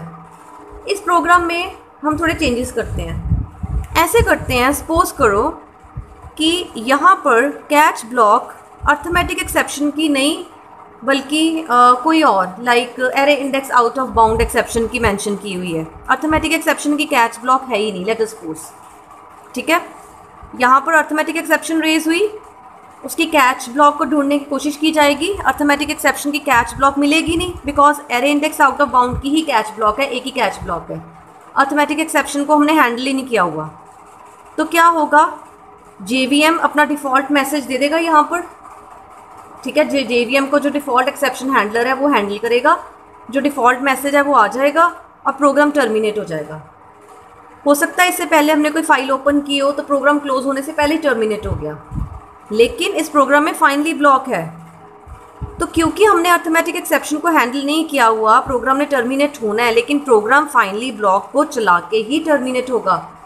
तो इसमें हम फाइल को क्लोज कर सकते हैं। इसमें हमने क्या लिखा? System in finally block. For example इसमें तो हमने प्रिंट लाइन लगाई है ना, तो इसमें अगर हम फाइल क्लोज की ऑप्शन स्टेटमेंट दे दें तो हमारा प्रोग्राम फाइनली ब्लॉक चला के ही टर्मिनेट होगा। यानी अगर हमने किसी एक्सेप्शन को हैंडल नहीं किया तो हमें पता है कि प्रोग्राम ने टर्मिनेट हो जाना है, लेकिन प्रोग्राम फाइनली ब्लॉक को एग्जीक्यूट करके ही टर्मिनेट होगा। तो फाइनली ब्लॉक में हम वो स्टेटमेंट्स लिख सकते हैं कि अगर प्रोग्राम ने टर्मिनेट होना है इन बिटवीन तो ये स्टेटमेंट्स ज़रूर चलें, लाइक फाइल क्लोज हो जाए, फाइल में फिर से पासवर्ड लग जाए, ऐसे ऑप्शंस। फाइन, क्लियर है? सो let us now discuss the theory of finally block. In some cases, when we entered in a method, it opens a file and closes it upon exit. So after opening the file, if an exception has occurred, then we could not close the file. This is a serious problem. The finally block is designed for this purpose. The finally block always executes when we exit from try catch block. Finally block ने execute होना ही होना है. 3 cases are there. The code throws no exception. अगर कोई exception आती नहीं है, try block है, कैच है, फाइनली है, लेकिन एक्सेप्शन नहीं आई। तो ट्राई पूरा चल गया, एक्सेप्शन कोई नहीं आई, कैच की ज़रूरत नहीं पड़ी, ट्राई के बाद कंट्रोल फाइनली चलाएगा और फिर प्रोग्राम ख़त्म हो जाएगा। So in this case the program first execute the code in the try block, then it executes the code in the finally block. ठीक है। Second case, the code throws an exception but that is caught in the catch block. Try में ऐसी exception raise हुई जिसकी catch block हमने लिखी हुई है। ठीक है। तो क्या होगा, ट्राई चल रहा है, एक्सेप्शन रेज हुई, उसके कॉरस्पॉन्डिंग कैच ब्लॉक चला, फाइनली चला और प्रोग्राम टर्मिनेट हो गया। In this case the program executes all the code in the try block up to the point at which exception was thrown. The remaining code in the try block is skipped. Exception raise हुई तो बाकी का code skip हो गया. Then the program executes the code matching the catch block and then the code in the finally block. ठीक है. And third case, the code throws an exception but that exception is not caught in the catch block. ऐसी exception raise हुई जिसकी हमने catch block नहीं mention की हुई, तब क्या होगा? सोचो, ट्राई ब्लॉक में एक्सेप्शन रेज हुई, ट्राई ब्लॉक की बाकी स्टेटमेंट स्किप हो गई, कॉरस्पॉन्डिंग कैच नहीं मिला, तो जेवीएम ने उसको हैंडल किया, उस एक्सेप्शन को और प्रोग्राम को फाइनली चला के अबॉर्ट किया। यहाँ पे फाइनली का पर्पस ज़्यादा क्लियर होता है कि अगर एक्सेप्शन हैंडल नहीं हुई तो कुछ इंपॉर्टेंट स्टेटमेंट्स जो हम टर्मिनेट होने से पहले चलाना चाहते हैं वो हम फाइनली में लिख देंगे। आई रिपीट, एक्सेप्शन रेज हुई, उसका मैचिंग कैच ब्लॉक नहीं है, मैचिंग कैच ब्लॉक नहीं है, it means now it is the responsibility of default exception handler to handle that. JVM का जो एक्सेप्शन हैंडलर है वो हैंडल करेगा और वो क्या करता है, वो प्रोग्राम को टर्मिनेट कर देता है। ठीक है। तो अब फाइनली लिखी हुई है हमने, तो फाइनली चल के ही प्रोग्राम टर्मिनेट होगा, फाइनली एग्जीक्यूट होके ही। Fine. So this is the purpose of finally keyword और finally block. Now students, the last and very interesting topic of exception handling is defining our own exceptions. अब तक हमने जितनी exceptions पे काम किया है वो सारी exceptions इनबिल्ट थी, पहले से बनी हुई थी, पहले से ही throwable class की सब classes थी, यानी पहले से ही java.lang पैकेज में वो पड़ी हुई थी। अब अगर हम अपने खुद एक नई exception बनाना चाहते हैं, एक न्यू exception, लाइक मैंने कोई एप्लीकेशन बनाई या मैंने कोई सॉफ्टवेयर बनाया, उसमें कुछ वैलिडेशंस लगानी है कि ऐसा हो तो ये एरर मैसेज जनरेट हो जाए, अगर ये गलत काम हो जाए तो उस पर ये एरर मैसेज आ जाए या ये एक्सेप्शन रेज हो जाए, और एक्सेप्शन भी हमारे अपने नाम की, जो हम नेम देना चाहते हैं एक्सेप्शन को, तो वो हम कैसे कर सकते हैं। तो टॉपिक क्लियर हुआ। इसमें हमने क्या करना है, इसमें हमने अपने जो नेम हम अपना एक्सेप्शन को देना चाहते हैं उस नाम की एक न्यू एक्सेप्शन, अपनी एक्सेप्शन कैसे क्रिएट करनी है। ठीक है। एक यूज़र डिफाइंड एक्सेप्शन कैसे क्रिएट करनी है। जितनी अब तक हमने पढ़ी हैं, अर्थमेटिक एक्सेप्शन, एरे इंडेक्स वाली exception, IO exception, SQL exception, ये सारे इनबिल्ट एक्सेप्शंस हैं, पहले से बनी हुई हैं। इस टॉपिक में हमने सीखना है कि हम अपनी खुद की न्यू एक्सेप्शन कैसे बना सकते हैं ताकि हम अपने सॉफ्टवेयर में वैलिडेशंस लगा सकें।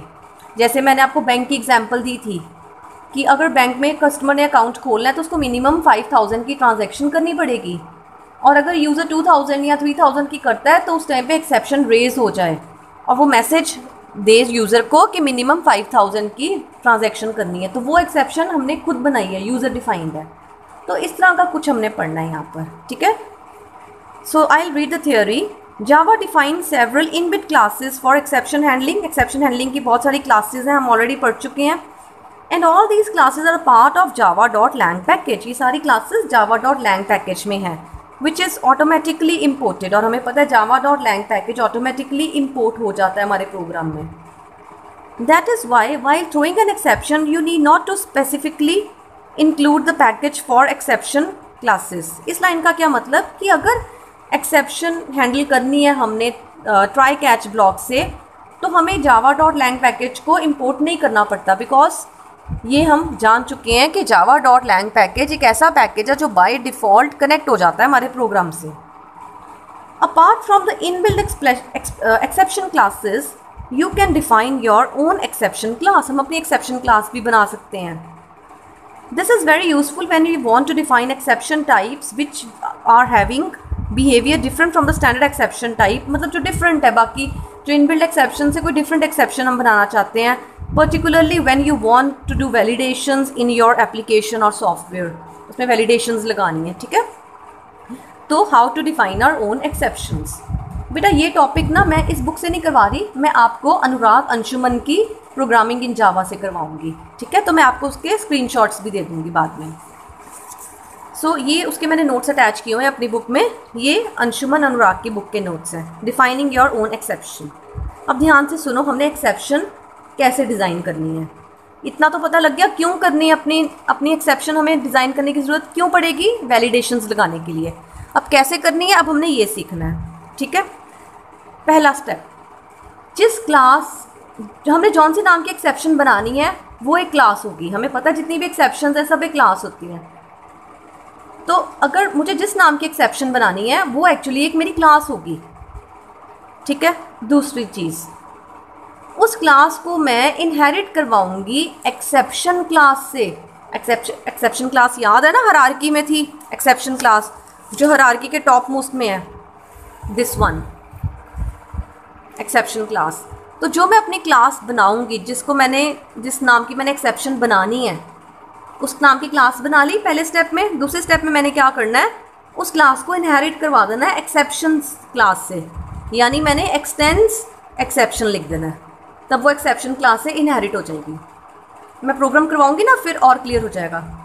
तीसरी चीज़, फिर मैंने क्या करना है, मैंने जो अपनी क्लास बनाई है ना, जिसमें मैंने अपनी एक्सेप्शन बनानी है, या जो मेरे एक्सेप्शन नाम की क्लास है, एक तो मैंने उसको एक्सटेंड करवा लिया एक्सेप्शन क्लास से, इनहेरिट करवा लिया। तीसरी चीज़ मैंने क्या करनी है, मैंने अपनी एक्सेप्शन वाली क्लास में ना 2 कंस्ट्रक्टर्स बनाने हैं, दैट इज़ मैंडेटरी, बनाने हैं, कंपल्सरी। एक कंस्ट्रक्टर डिफ़ॉल्ट होगा जिसमें कोई पैरामीटर नहीं होगा, और एक कंस्ट्रक्टर होगा पैरामीटराइज्ड। आपको पता है कंस्ट्रक्टर का नेम क्लास के नेम वाला ही होता है। सो यानी जिस नाम की मैं एक्सेप्शन बनाऊंगी उसी नाम के कंस्ट्रक्टर्स होंगे, एक डिफ़ॉल्ट होगा, एक पैरामीटराइज्ड होगा, और दोनों कंस्ट्रक्टर्स बेस क्लास के कंस्ट्रक्टर्स को कॉल करेंगे। मेरे जो एक्सेप्शन क्लास है उसका बेस क्लास कौन है, एक्सेप्शन, जिसको मैंने इनहेरिट करवाया है, जिससे मैंने इनहेरिट करवाया अपनी क्लास को। तो सुपर कीवर्ड में लगाऊंगी। चलो, मुझे नहीं लगता ऐसे आपको क्लियर हो रहा है। Let us take an example. So this is a program showing how we can create our own exception. ये प्रोग्राम किस चीज़ का है, पहले ध्यान से सुनो। इस प्रोग्राम में ना सर्कल का एरिया कैलकुलेट हो रहा है। प्रोग्राम यूज़र से रेडियस मांगता है, यूज़र रेडियस देता है, और फिर उस रेडियस को यूज़ करके पाई आर स्क्वायर यूज़ करके सर्कल का एरिया कैलकुलेट होता है। अगर तो यूज़र पॉजिटिव रेडियस देता है फिर तो एरिया कैलकुलेट हो जाता है, लेकिन अगर यूज़र रेडियस नेगेटिव नंबर देता है तो फिर एक्सेप्शन रेज होगी इनवैलिड रेडियस एक्सेप्शन। उस एक्सेप्शन का नाम हमने रख दिया इनवैलिड रेडियस एक्सेप्शन। ये यूज़र डिफाइंड एक्सेप्शन है। कंसेप्ट क्लियर हुआ प्रोग्राम का, कि अगर तो पॉजिटिव रेडियस दे दिया यूज़र ने तो एरिया कैलकुलेट हो जाएगा, और अगर यूज़र ने नेगेटिव रेडियस दे दिया then at that time an exception will be raised, and that exception को हमने नेम दिया इनवैलिड रेडियस एक्सेप्शन, जो कि यूज़र को बोलेगी कि रेडियस नेगेटिव नहीं होना चाहिए। So let us start the program. क्योंकि हमने इनवैलिड रेडियस एक्सेप्शन नाम की एक्सेप्शन बनानी है तो हम इस नाम की क्लास बनाएंगे। आपको पता है एक्सेप्शंस क्लासेस होती हैं, क्लास इनवैलिड रेडियस एक्सेप्शन, और नंबर 2 मैंने क्या बताया था कि इस एक्सेप्शन को हम एक्सटेंड करवा देंगे, इनहेरिट करवा देंगे एक्सेप्शन क्लास से। एक्सेप्शन जो मेन क्लास है, इनबिल्ट क्लास है, ये करवाया था ना मैंने। So class invalid radius exception extends exception. So inherit हो गई ये क्लास एक्सेप्शन क्लास से। एक्सटेंड्स कीवर्ड यूज़ होता है ना इनहेरिटेंस में। उसके बाद ये क्लास की बॉडी है, यहाँ से यहाँ तक। हमने क्या करना है, मैंने आपको बताया था थर्ड स्टेप में कि हमने 2 कंस्ट्रक्टर्स बनाने हैं इस क्लास के इनवैलिड रेडियस एक्सेप्शन के। एक डिफ़ॉल्ट होगा, एक पैरामीटराइज्ड होगा। So this is the default constructor having no parameter, this is the parameterized constructor having 1 parameter. और ये कंस्ट्रक्टर्स क्या करेंगे, बेस क्लास के कंस्ट्रक्टर्स को कॉल करेंगे। बेस क्लास कौन सी है, इनवैलिड रेडियस एक्सेप्शन की exception class. This is the base class, यहाँ से ये बनी है, पेरेंट क्लास है, इनहेरिट हो रही है। और आपको पता है बेस क्लास का कंस्ट्रक्टर कैसे कॉल कराया जाता है, सुपर कीवर्ड से। सो इसमें हमने सुपर ब्रैकेट में कोई पैरामीटर नहीं दिया क्योंकि यहाँ से कोई पैरामीटर नहीं आ रहा, और इसमें हमने सुपर के साथ पैरामीटर दिया है क्योंकि यहाँ पे पैरामीटर आ रहा है। ये दोनों सुपर कीवर्ड्स का क्या रोल है, ये दोनों एक्सेप्शन क्लास में जो कंस्ट्रक्टर्स बने होंगे उनको कॉल करेंगे, ठीक है।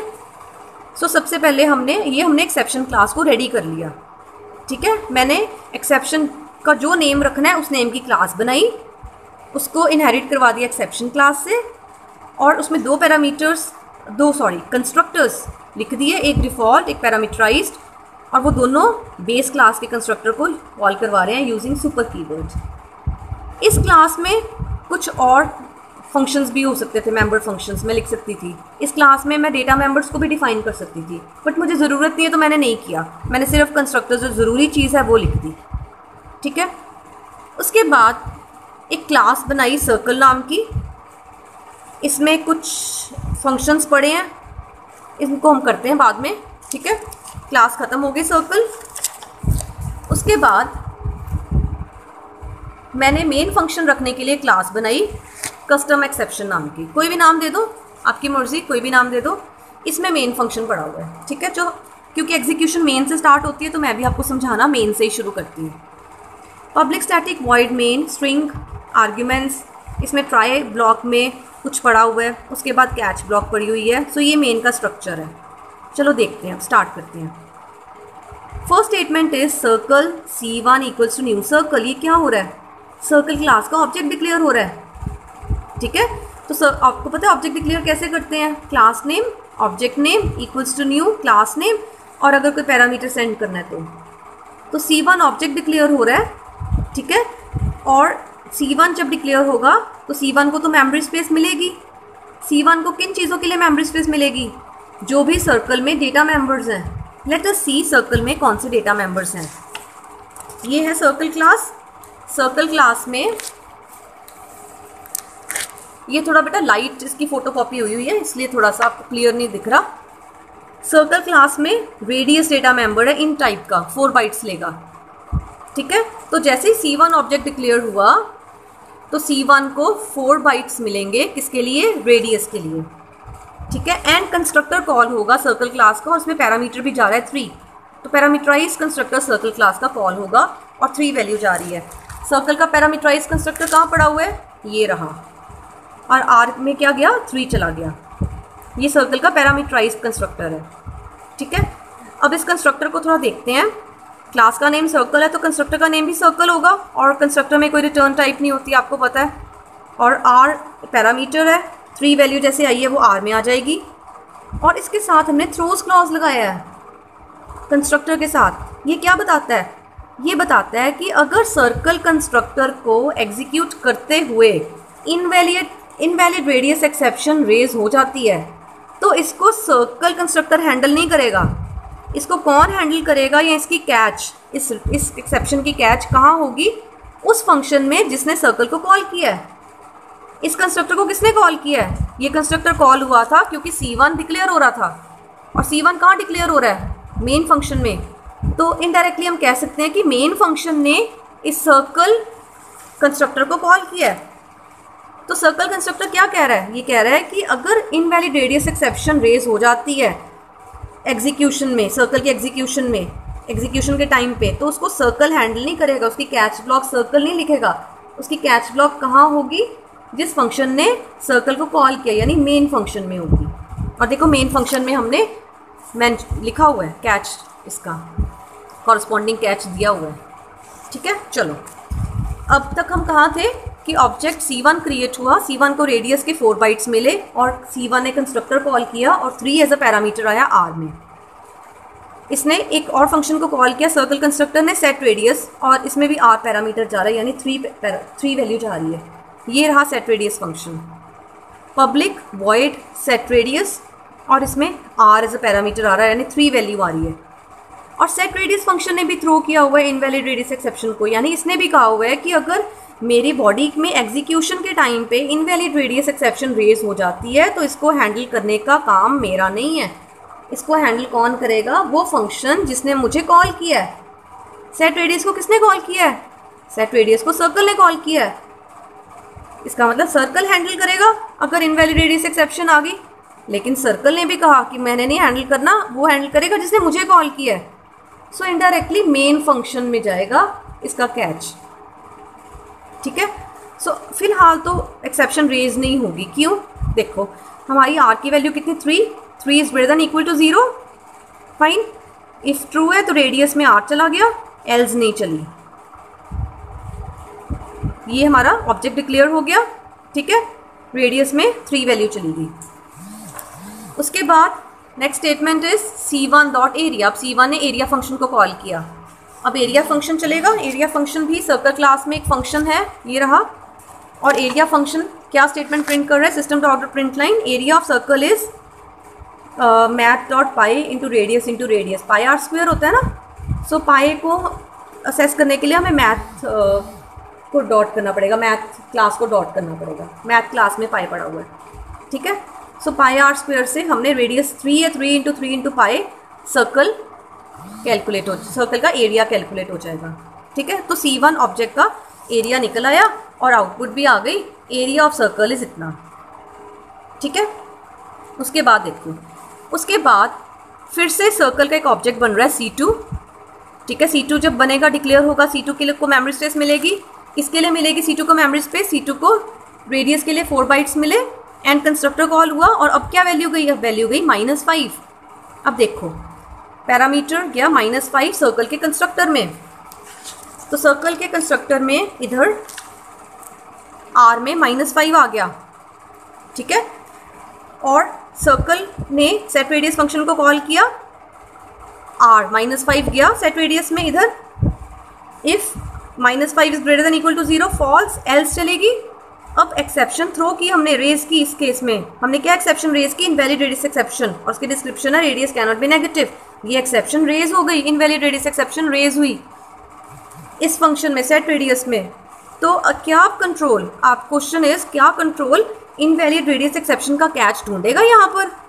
नो, यहाँ पर सेट रेडियस फंक्शन में नहीं ढूंढेगा, क्योंकि सेट रेडियस फंक्शन ने पहले ही कहा हुआ है कि मेरी डेफिनेशन के अंदर कैच ब्लॉक नहीं होगा इनवैलिड रेडियस एक्सेप्शन का।